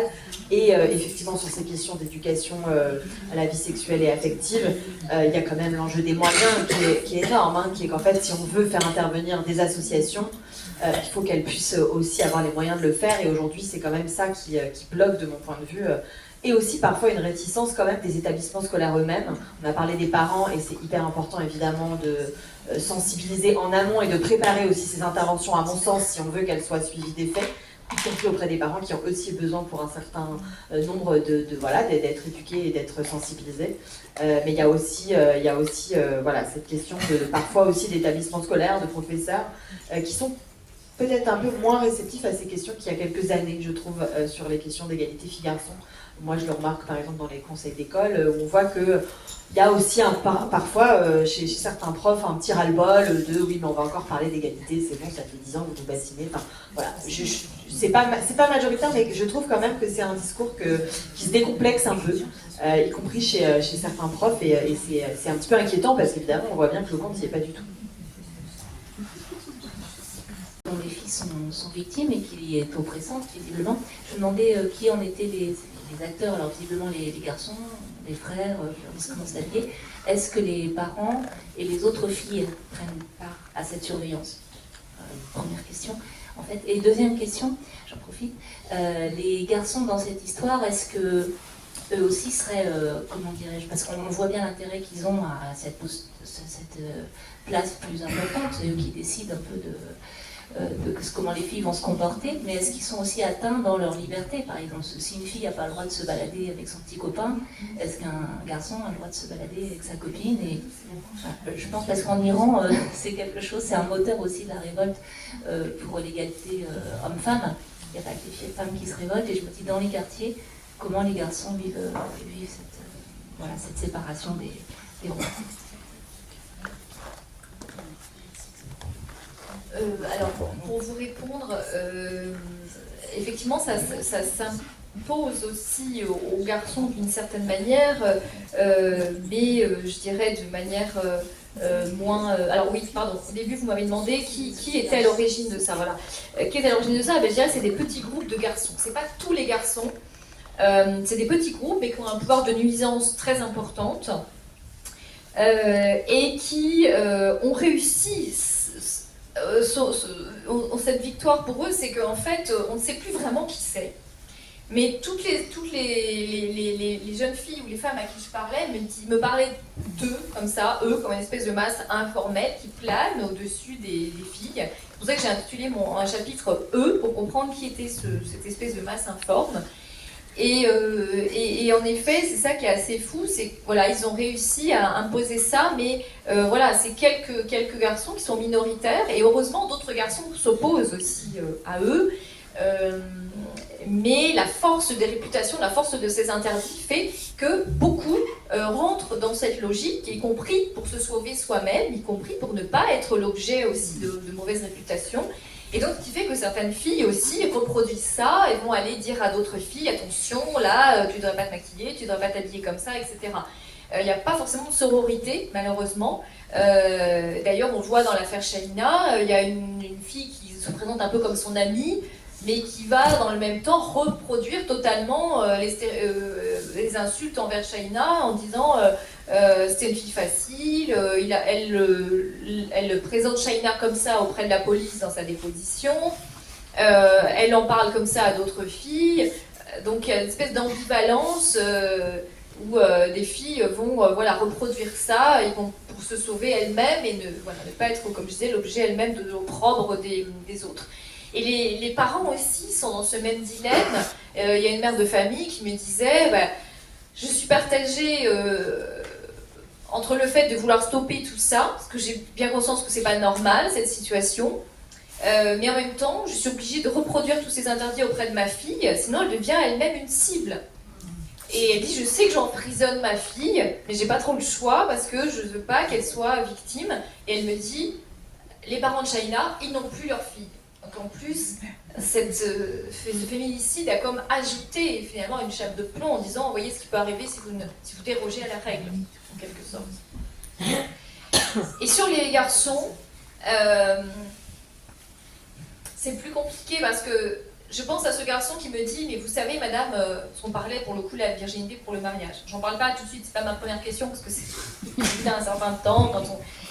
Et il me dit ah mais madame, c'est un grave péché d'avoir des relations avant le mariage.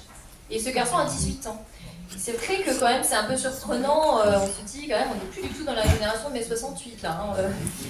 Alors après, est-ce qu'il respectera aussi, il a que 18 ans, il est peut-être encore beaucoup influencé par les interdits familiaux, mais en l'occurrence on voit que ça s'impose à tout le monde, mais quand même dans les faits, dans une société patriarcale, c'est toujours l'opprobre est toujours moindre sur un garçon, et donc la vie des garçons est quand même beaucoup moins difficile dans ce territoire que celle des filles. Et ne serait-ce que l'accès à l'espace public, c'est souvent ce qui fait la différence. Là, les garçons, ils tiennent certaines rues, enfin ils sont en tout cas dehors sans aucun problème, on les voit sur les terrasses des cafés sans aucun problème, et les filles se doivent d'être discrètes et de ne pas trop s'afficher. Donc voilà, c'est pas tout à fait la même chose que souvent. Qui est intéressant. Il a mis en évidence le fait que certaines femmes subissent des oppressions de plusieurs types qui se conjuguent, mais il est aussi dévoyé parce qu'il conduit certaines fois à hiérarchiser ces oppressions. Et je me pose la question de savoir comment venir en aide aux femmes qui se sentent prises dans un conflit de loyauté entre dénoncer le sexisme qu'elles subissent ou défendre les hommes de leur communauté contre le racisme. C'est toute la question éminemment complexe. Et en effet, vous avez raison, moi je parle de l'intersectionnalité dans mon livre en disant que c'est un concept qui est intéressant. Je ne veux pas opposer, comme on l'entend aussi souvent, l'universalisme à l'intersectionnalité. Je pense que l'intersectionnalité est vraiment un concept intéressant. Pourquoi? Parce qu'il désigne le fait qu'il y a une accumulation de discrimination. On est une femme noire, on est possiblement victime et de racisme et de sexisme. Donc c'est une double peine en quelque sorte. Et donc c'est précisément ce que vivent ces adolescentes dans les cités. Elles sont victimes de racisme, hein, pour trouver du travail c'est plus compliqué, elles sont victimes de sexisme, on l'a vu, elles sont victimes aussi juste ne serait-ce que de fait de montrer qu'elles ont une adresse dans une cité qui a une réputation pour le coup très, très négative. Mais là où je trouve que certaines intersectionnelles sont, on va dire, à côté de la plaque, c'est qu'au lieu de mettre l'accent sur ce que vivent ces adolescentes, eh bien au contraire, on va l'éluder, on va pas trop en parler par peur de les stigmatiser. Parce que ce serait stigmatiser les garçons de cité, parce que ce serait sous-jacent, ce serait critiquer le rigorisme religieux, et donc ce serait discriminant. Et du coup c'est pire, puisqu'on les abandonne, à ce rigorisme religieux, on les abandonne à ce sexisme exacerbé. Et voilà, je pense qu'une véritable intersectionnalité serait justement de plus entendre parler de ces adolescentes dans les discours féministes et de faire peut-être encore davantage pour elles. Et je crois aussi que l'intersectionnalité ne veut pas du tout prendre en compte les injonctions de l'islam politique ou même juste du rigorisme qu'il y a dans l'islam, comme il y a dans toutes les religions, mais justement les intersectionnels ne vont pas être gênés de le dénoncer dans le catholicisme et on voit bien voilà, que beaucoup de catholiques luttent contre l'IVG. Enfin, toutes les religions sont dangereuses pour les droits des femmes. On a vu ce qui s'est passé aux États-Unis avec l'IVG qui maintenant est interdit. Donc les intersectionnelles n'ont pas de mal pour dénoncer ça, mais elles vont peut-être avoir plus de mal à dénoncer ce que vivent les adolescents dans ces quartiers.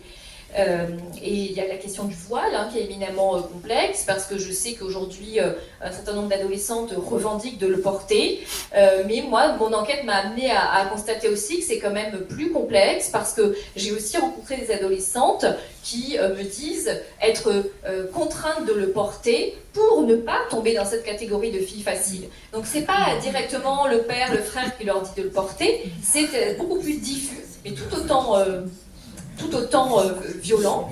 Elle utilise le voile comme un outil stratégique de protection pour ne pas être humiliée, méprisée ensuite par d'autres dans la cité. Et d'ailleurs, ce n'est pas dans le livre, mais récemment, il y a une enseignante qui m'a contactée par mail à l'issue du livre et qui a enseigné en fait 20 ans à Creil. Et là, je vous assure que j'aurais bien aimé la voir dans mon livre, donc si je réédite le livre, je l'insérerai dedans. Mais donc, je l'ai interviewée dans Charlie Hebdo, et en fait elle me donne tout un tas d'anecdotes, de choses qu'elle a vécues au quotidien, et elle me racontait par exemple ce moment où ils ont fait une sortie avec sa classe dans la ville, et là il y a donc de fait, comme c'est dans le cadre scolaire, les filles ne sont pas voilées en classe, et ni en sortant lors de cette sortie scolaire. Et là, il y a une jeune femme qui vient la voir en disant « Madame, je vous en supplie, il faut que je remette mon voile, parce que là, je vais croiser mon oncle. » Et donc, ça doit quand même nous interpeller. Alors, bien sûr, elle a fait preuve de souplesse, et là, je pense qu'il faut faire preuve de souplesse dans ces cas-là. Il ne s'agit pas de dire « Ah non, non, loi de 2004 et tu ne le portes pas ». L'idée, évidemment, n'est pas de mettre en danger des adolescentes. Mais en tout cas, là, mon propos, c'est de dire qu'est-ce que représente ce voile, qu'est-ce qui se passe pour que cette fille ait peur et qu'il y ait là vraiment une pression de la part d'un membre de sa famille. En tout cas, elle a peur de passer devant ces membres de sa famille sans être voilée. Et donc, quand j'entends des féministes dire le voile est un embellissement ou le voile c'est un choix, ça m'embête de n'entendre que ce discours-là et qu'on ne rappelle pas aussi que ça reste une pression pour certaines adolescentes. Bonjour. Je sais pas si je vous remercie beaucoup, c'est tout à fait passionnant ce que vous nous dites. Pour ma part, je suis éducatrice au ministère de la Justice. Donc mon travail consiste à prendre en charge les auteurs de violences sexuelles, entre autres, pas que. Donc je suis très sensible à tout ce que j'ai entendu et je m'y retrouve à plein de niveaux. Et je déplore en l'occurrence un certain nombre de choses, tout comme vous. Ma question était autour de la prise en charge de ces jeunes auteurs dont je peux témoigner, j'ai 22 ans de protection judiciaire de la jeunesse et je peux témoigner à plusieurs reprises de leur grand désarroi aussi aux garçons à être tout de même complètement enfermés dans une espèce de barbarie, de tyrannie de leur réputation aussi. Et du coup, on parle beaucoup actuellement de la justice restaurative. Et en l'occurrence, moi, je vous invite à venir nous rencontrer, éventuellement, si la jeunesse, en tout cas, puisque madame disait tout à l'heure, moi aussi je m'étonne, je me réjouis, à la fois je m'étonne, mais bon, on met en place des ateliers de sensibilisation. Alors nous, à la PJJ, je ne sais pas si vous nous connaissez un petit peu, mais nous sommes une administration où, comme beaucoup, on a perdu nos moyens, et il y a 15 ans, on faisait beaucoup de prévention. Dans les établissements scolaires, on se déplaçait avec des expositions, et aujourd'hui, on n'a plus la possibilité de faire ça. En revanche, on s'accroche et on met en place quand même des stages de sensibilisation. Alors ça peut être des stages d'alternatives en poursuite et aussi des stages pour des jeunes hommes condamnés. Et on parle de justice restaurative aujourd'hui, ce que je trouve un sujet tout à fait passionnant. J'aimerais avoir votre point de vue sur cette question-là, et est-ce que vous pensez que, de par les rencontres que vous avez faites auprès des jeunes, en tout cas concernés par cette histoire, est-ce que vous pensez que c'est un point qui pourrait fonctionner, c'est le terme qui vient, mais en tout cas permettre à chacun d'aller vers quelque chose de meilleur? Je vous remercie pour votre témoignage et ça me donne envie de vous rencontrer davantage pour un reportage ou et bravo en tout cas pour votre engagement, pour ce que vous faites. Pour la justice restaurative, alors j'ai fait une enquête, j'ai fait un article dans Charlie Hebdo sur la justice restaurative et je vous avoue justement sur cet angle de la justice restaurative est-elle féministe, et je vous avoue que j'ai du mal à moi-même à me faire un avis parce que j'entendais, il y a différents points de vue qui s'affrontent comme souvent. J'entends certaines associations féministes alertent sur le fait que le risque de la justice restaurative, ce serait de mettre sur le même plan victimes et agresseurs et de faire revivre éventuellement des traumatismes à la victime. Et les femmes aussi étant socialisées avec une forme d'appétence à la culpabilité et à la recherche de consensus, peut-être plus que les garçons, c'est un petit peu cliché ce que je dis, mais ça peut être le cas. Donc il y aurait peut-être des victimes qui quelque part se sacrifieraient pour... parce que je ne sais pas si tout le monde sait ce qu'est la justice restaurative. L'idée c'est d'avoir... un échange en fait entre victime et agresseur, pas forcément l'agresseur de cette victime, mais une victime et des agresseurs. Et ça peut être d'ailleurs des groupes de victimes, des groupes d'agresseurs.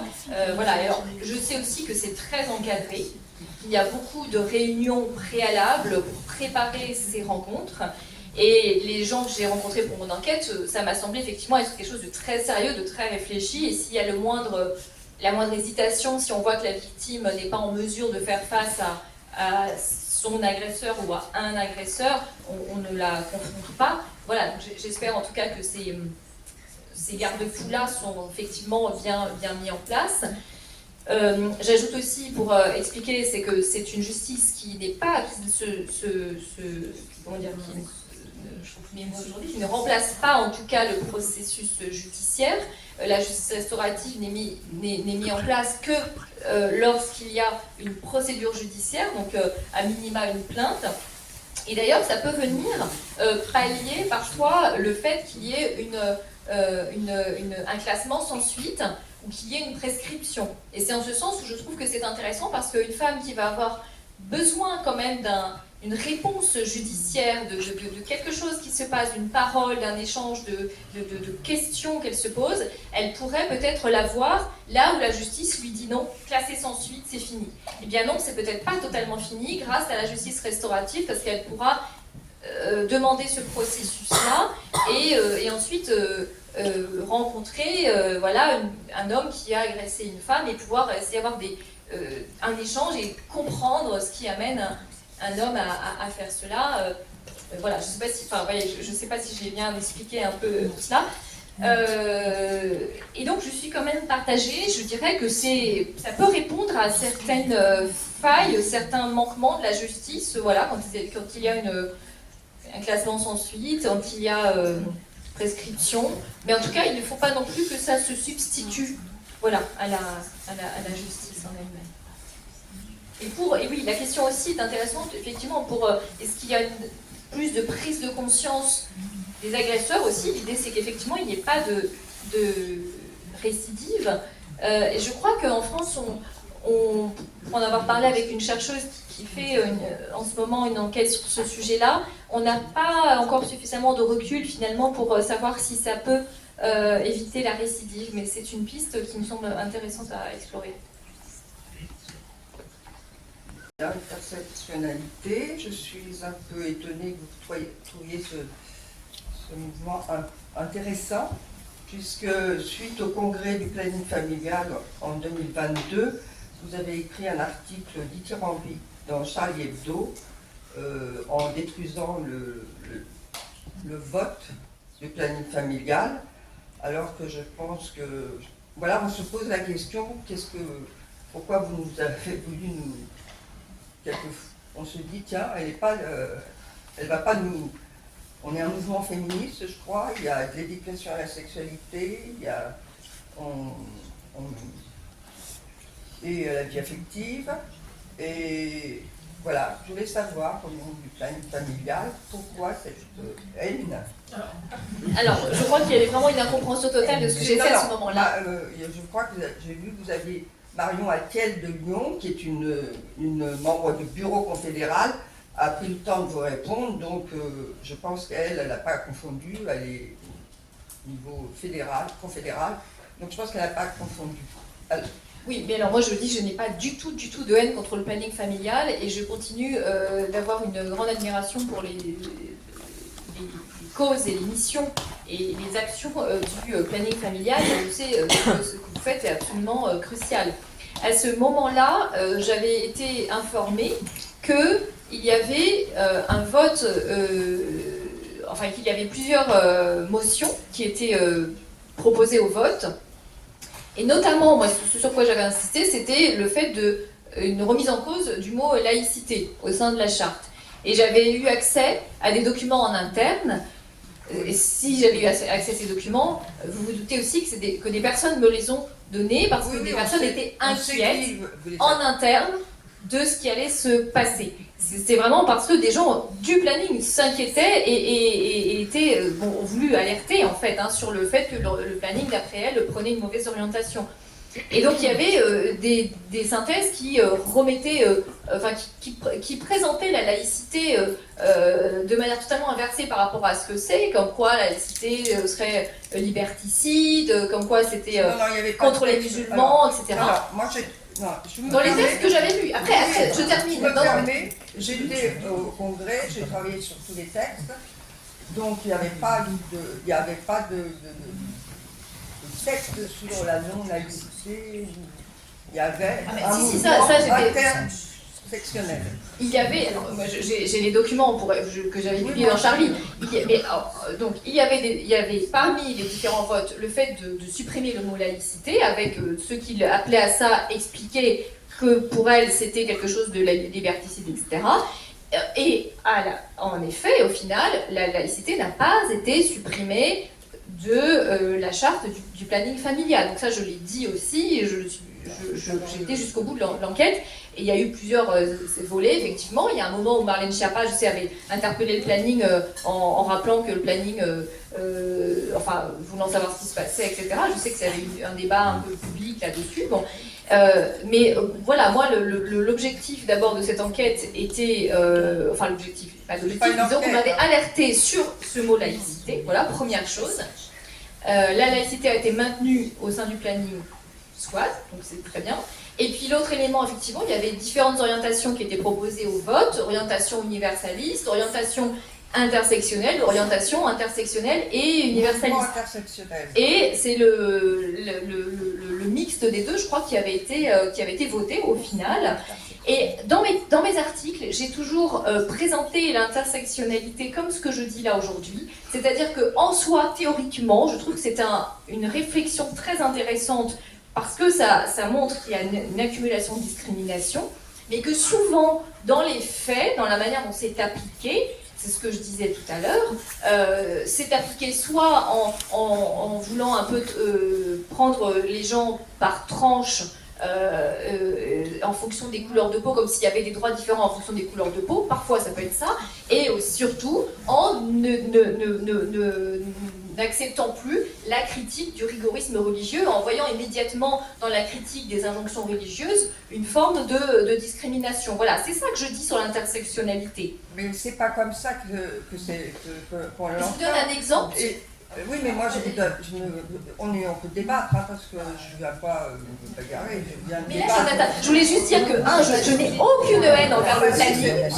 Non, mais je voulais juste que les choses soient claires. Ça me permet de le préciser aujourd'hui, je n'ai absolument aucune haine envers le planning. Même à la suite, j'ai vraiment, parce que je sais que des gens s'engouffrent là-dedans, dès qu'on peut s'en prendre à des féministes, on le fait. Mais j'ai répondu à des gens en disant, ce n'est pas contre le planning, et le planning doit continuer à avoir des subventions, doit poursuivre son travail. Donc c'est pas du tout une haine contre le planning, et j'avais juste alerté parce que j'avais eu des documents internes avec ce débat, et je trouvais que c'était intéressant de montrer qu'une grande institution, association comme le planning, avait des débats en interne qui rejoignent les débats du féminisme aujourd'hui, et voilà, ça avait alerté, et effectivement des gens se demandaient pourquoi on voulait enlever le mot laïcité du planning.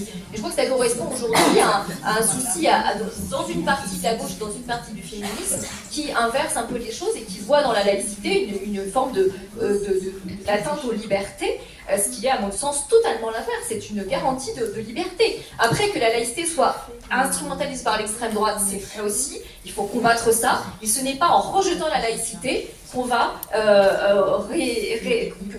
gagner. C'est pas parce que l'extrême droite s'en empare, au contraire, il faut rappeler ce qu'est la laïcité et que c'est une valeur de gauche.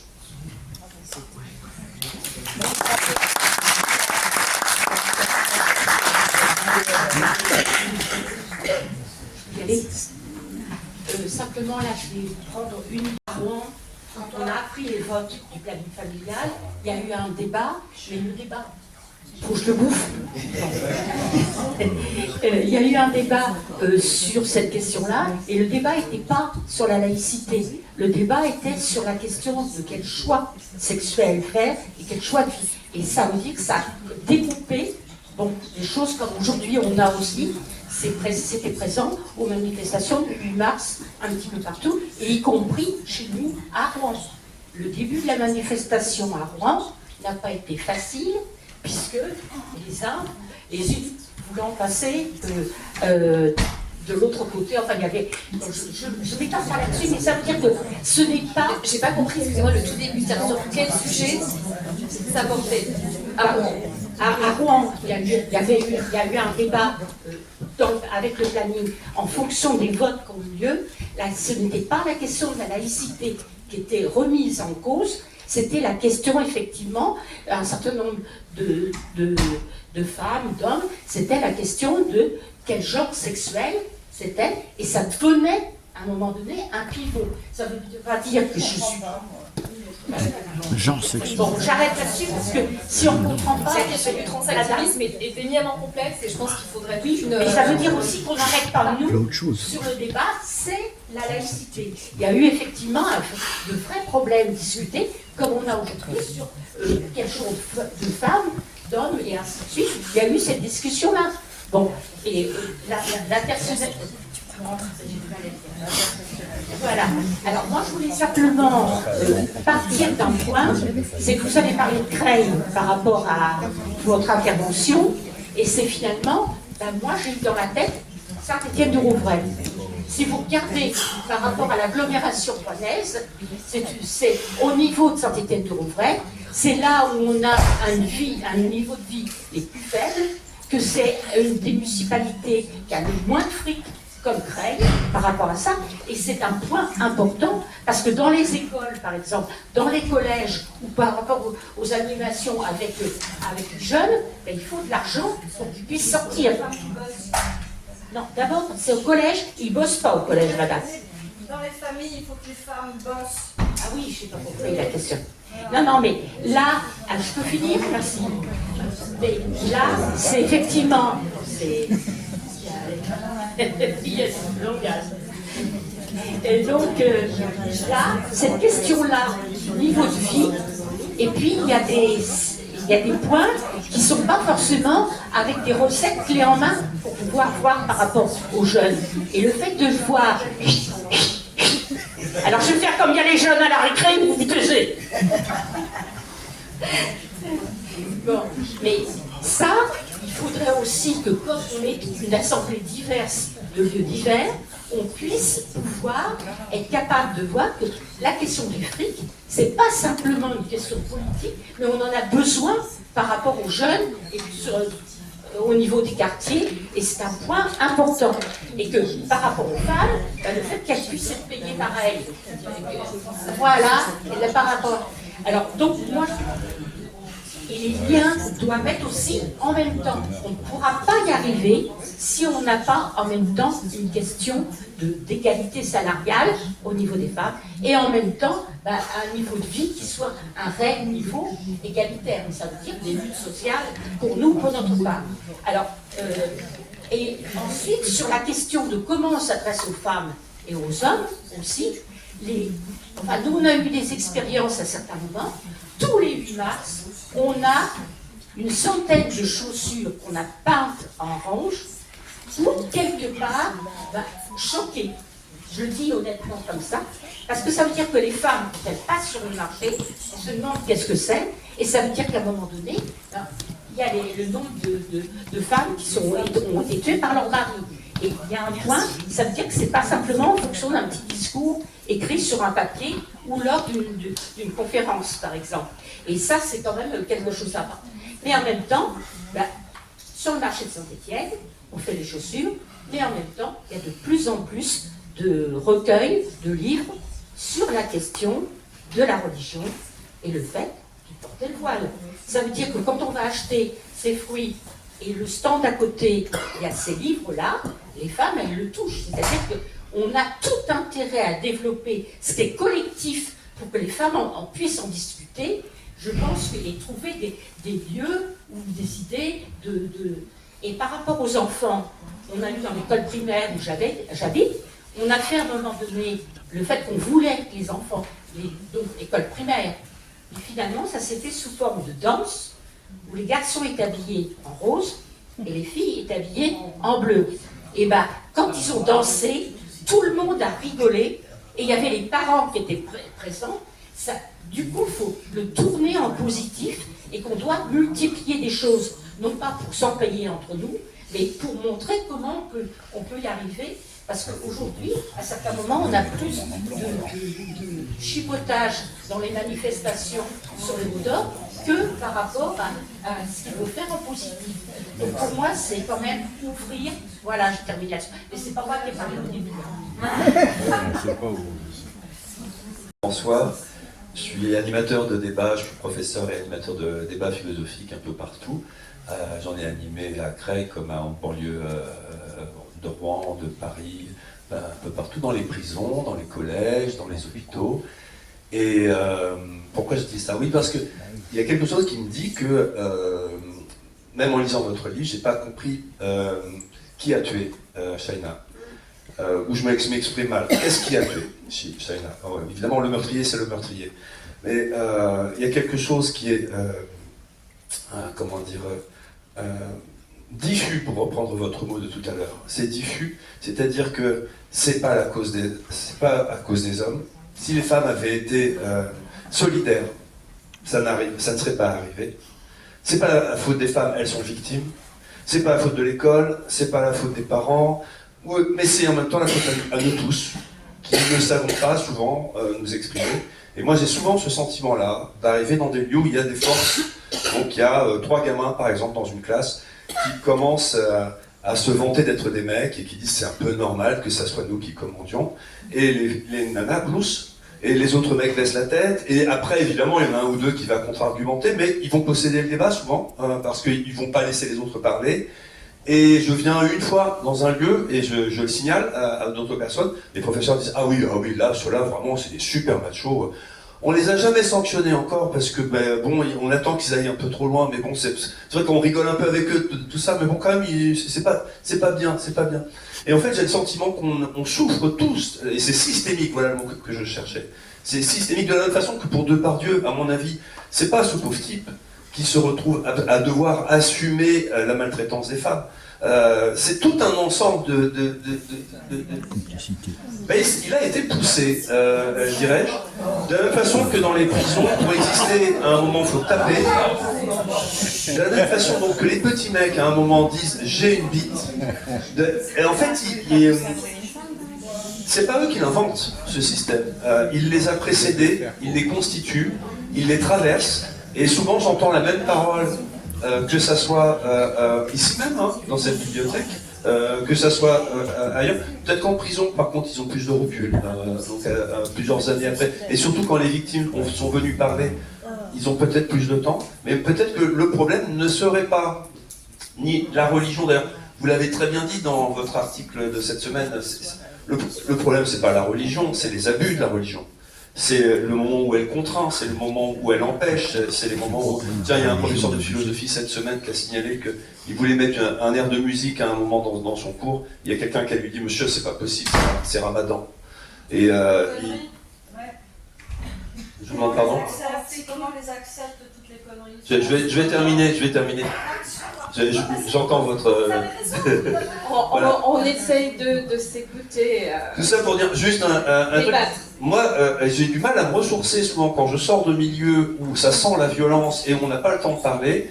Et heureusement qu'il y a une échappatoire, c'est Charlie Hebdo, parce que franchement, ça fait du bien. Quand on voit qu'on essaie de s'opposer à la connerie et que... Je vous demandais aussi tout à l'heure en vous entendant, est-ce qu'il faut être con pour être d'extrême droite ou fondamentaliste, ou est-ce que c'est parce qu'on est fondamentaliste et d'extrême droite qu'on devient con? Mais il y a quelque chose qui fait que, à mon avis, ça ne serait pas contre un tel ou contre un tel qu'il faudrait se mobiliser, mais contre notre silence à tous, notre impossibilité à nous parler, notre impossibilité à dire même notre gêne parfois. Merci pour votre écoute. Bon, mais... Merci pour votre... Réagir à ce que vous disiez, parce que si j'ai fait mon livre, c'est effectivement pour montrer tout ce qui peut être multifactoriel, tout ce qu'il y a de sous-jacent à toute cette violence, et montrer qu'en effet c'est systémique, et essayer d'agir sur tout ce qu'il y a en amont. En revanche, il ne s'agit pas d'exonérer quand même les agresseurs, les criminels. Il ne s'agit pas de ça non plus, il ne faudrait pas mettre tout sur le même plan. D'ailleurs, la justice ne s'y est pas trompée, le meurtrier de Shaina, c'est bien le meurtrier de Shaina, il a été condamné à 18 ans de détention, et donc personne ne remet en cause cette condamnation. Voilà, et donc pour Depardieu aussi, bon, il n'a pas été condamné, mais enfin voilà, ce que je veux dire, c'est qu'il y a certainement un système patriarcal, mais c'est vrai que c'est pas parce qu'il y a un système patriarcal qu'on doit exonérer non plus les personnes qui sont agresseurs, parce que nous sommes dans un système patriarcal, or tous les hommes ici, je l'espère, n'ont pas violé, agressé. Moi, je ne dis pas du tout que tous les hommes sont des méchants et sont des violeurs, et bien heureusement. Donc voilà, il y a un système, et il y a des gens qui vont mettre à distance le système, le combattre, et c'est très bien, et j'espère que voilà, on va tous contribuer effectivement à remettre en cause ce patriarcat.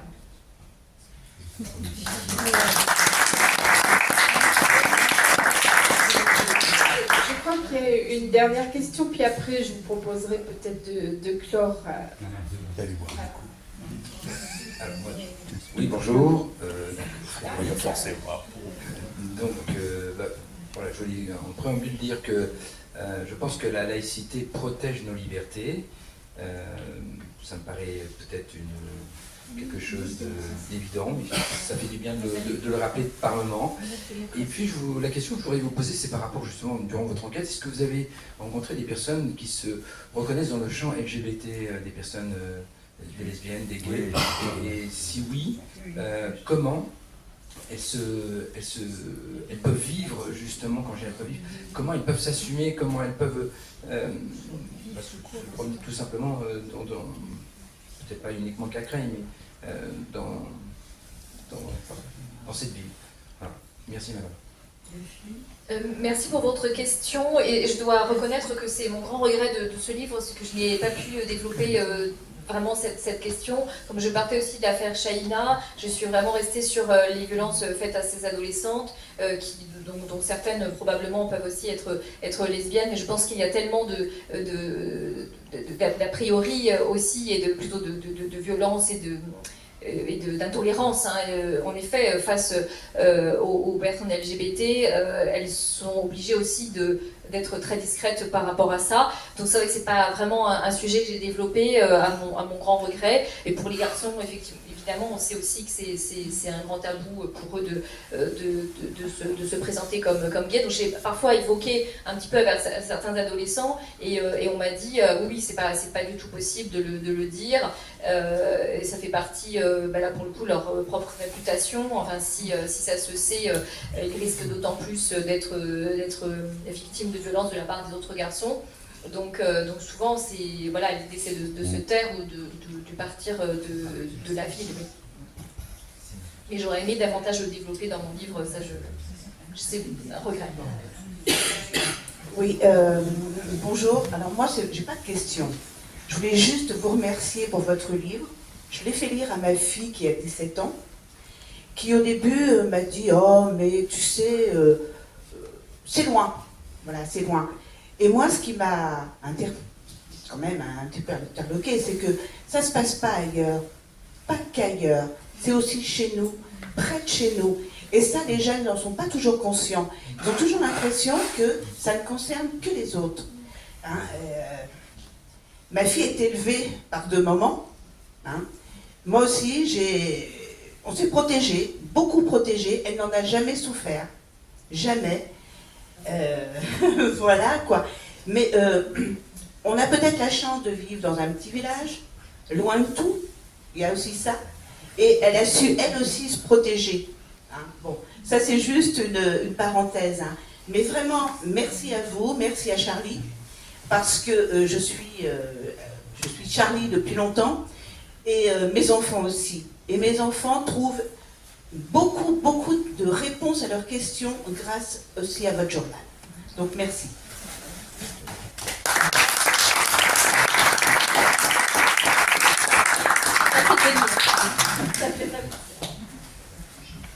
Bon. Ça fait une bonne conclusion. Bon, il faudrait peut-être notre souci, c'était à la fois d'informer, d'analyser évidemment, et peut-être d'aller vers des solutions pour que ce soit mieux, moins pire. Enfin, je sais pas.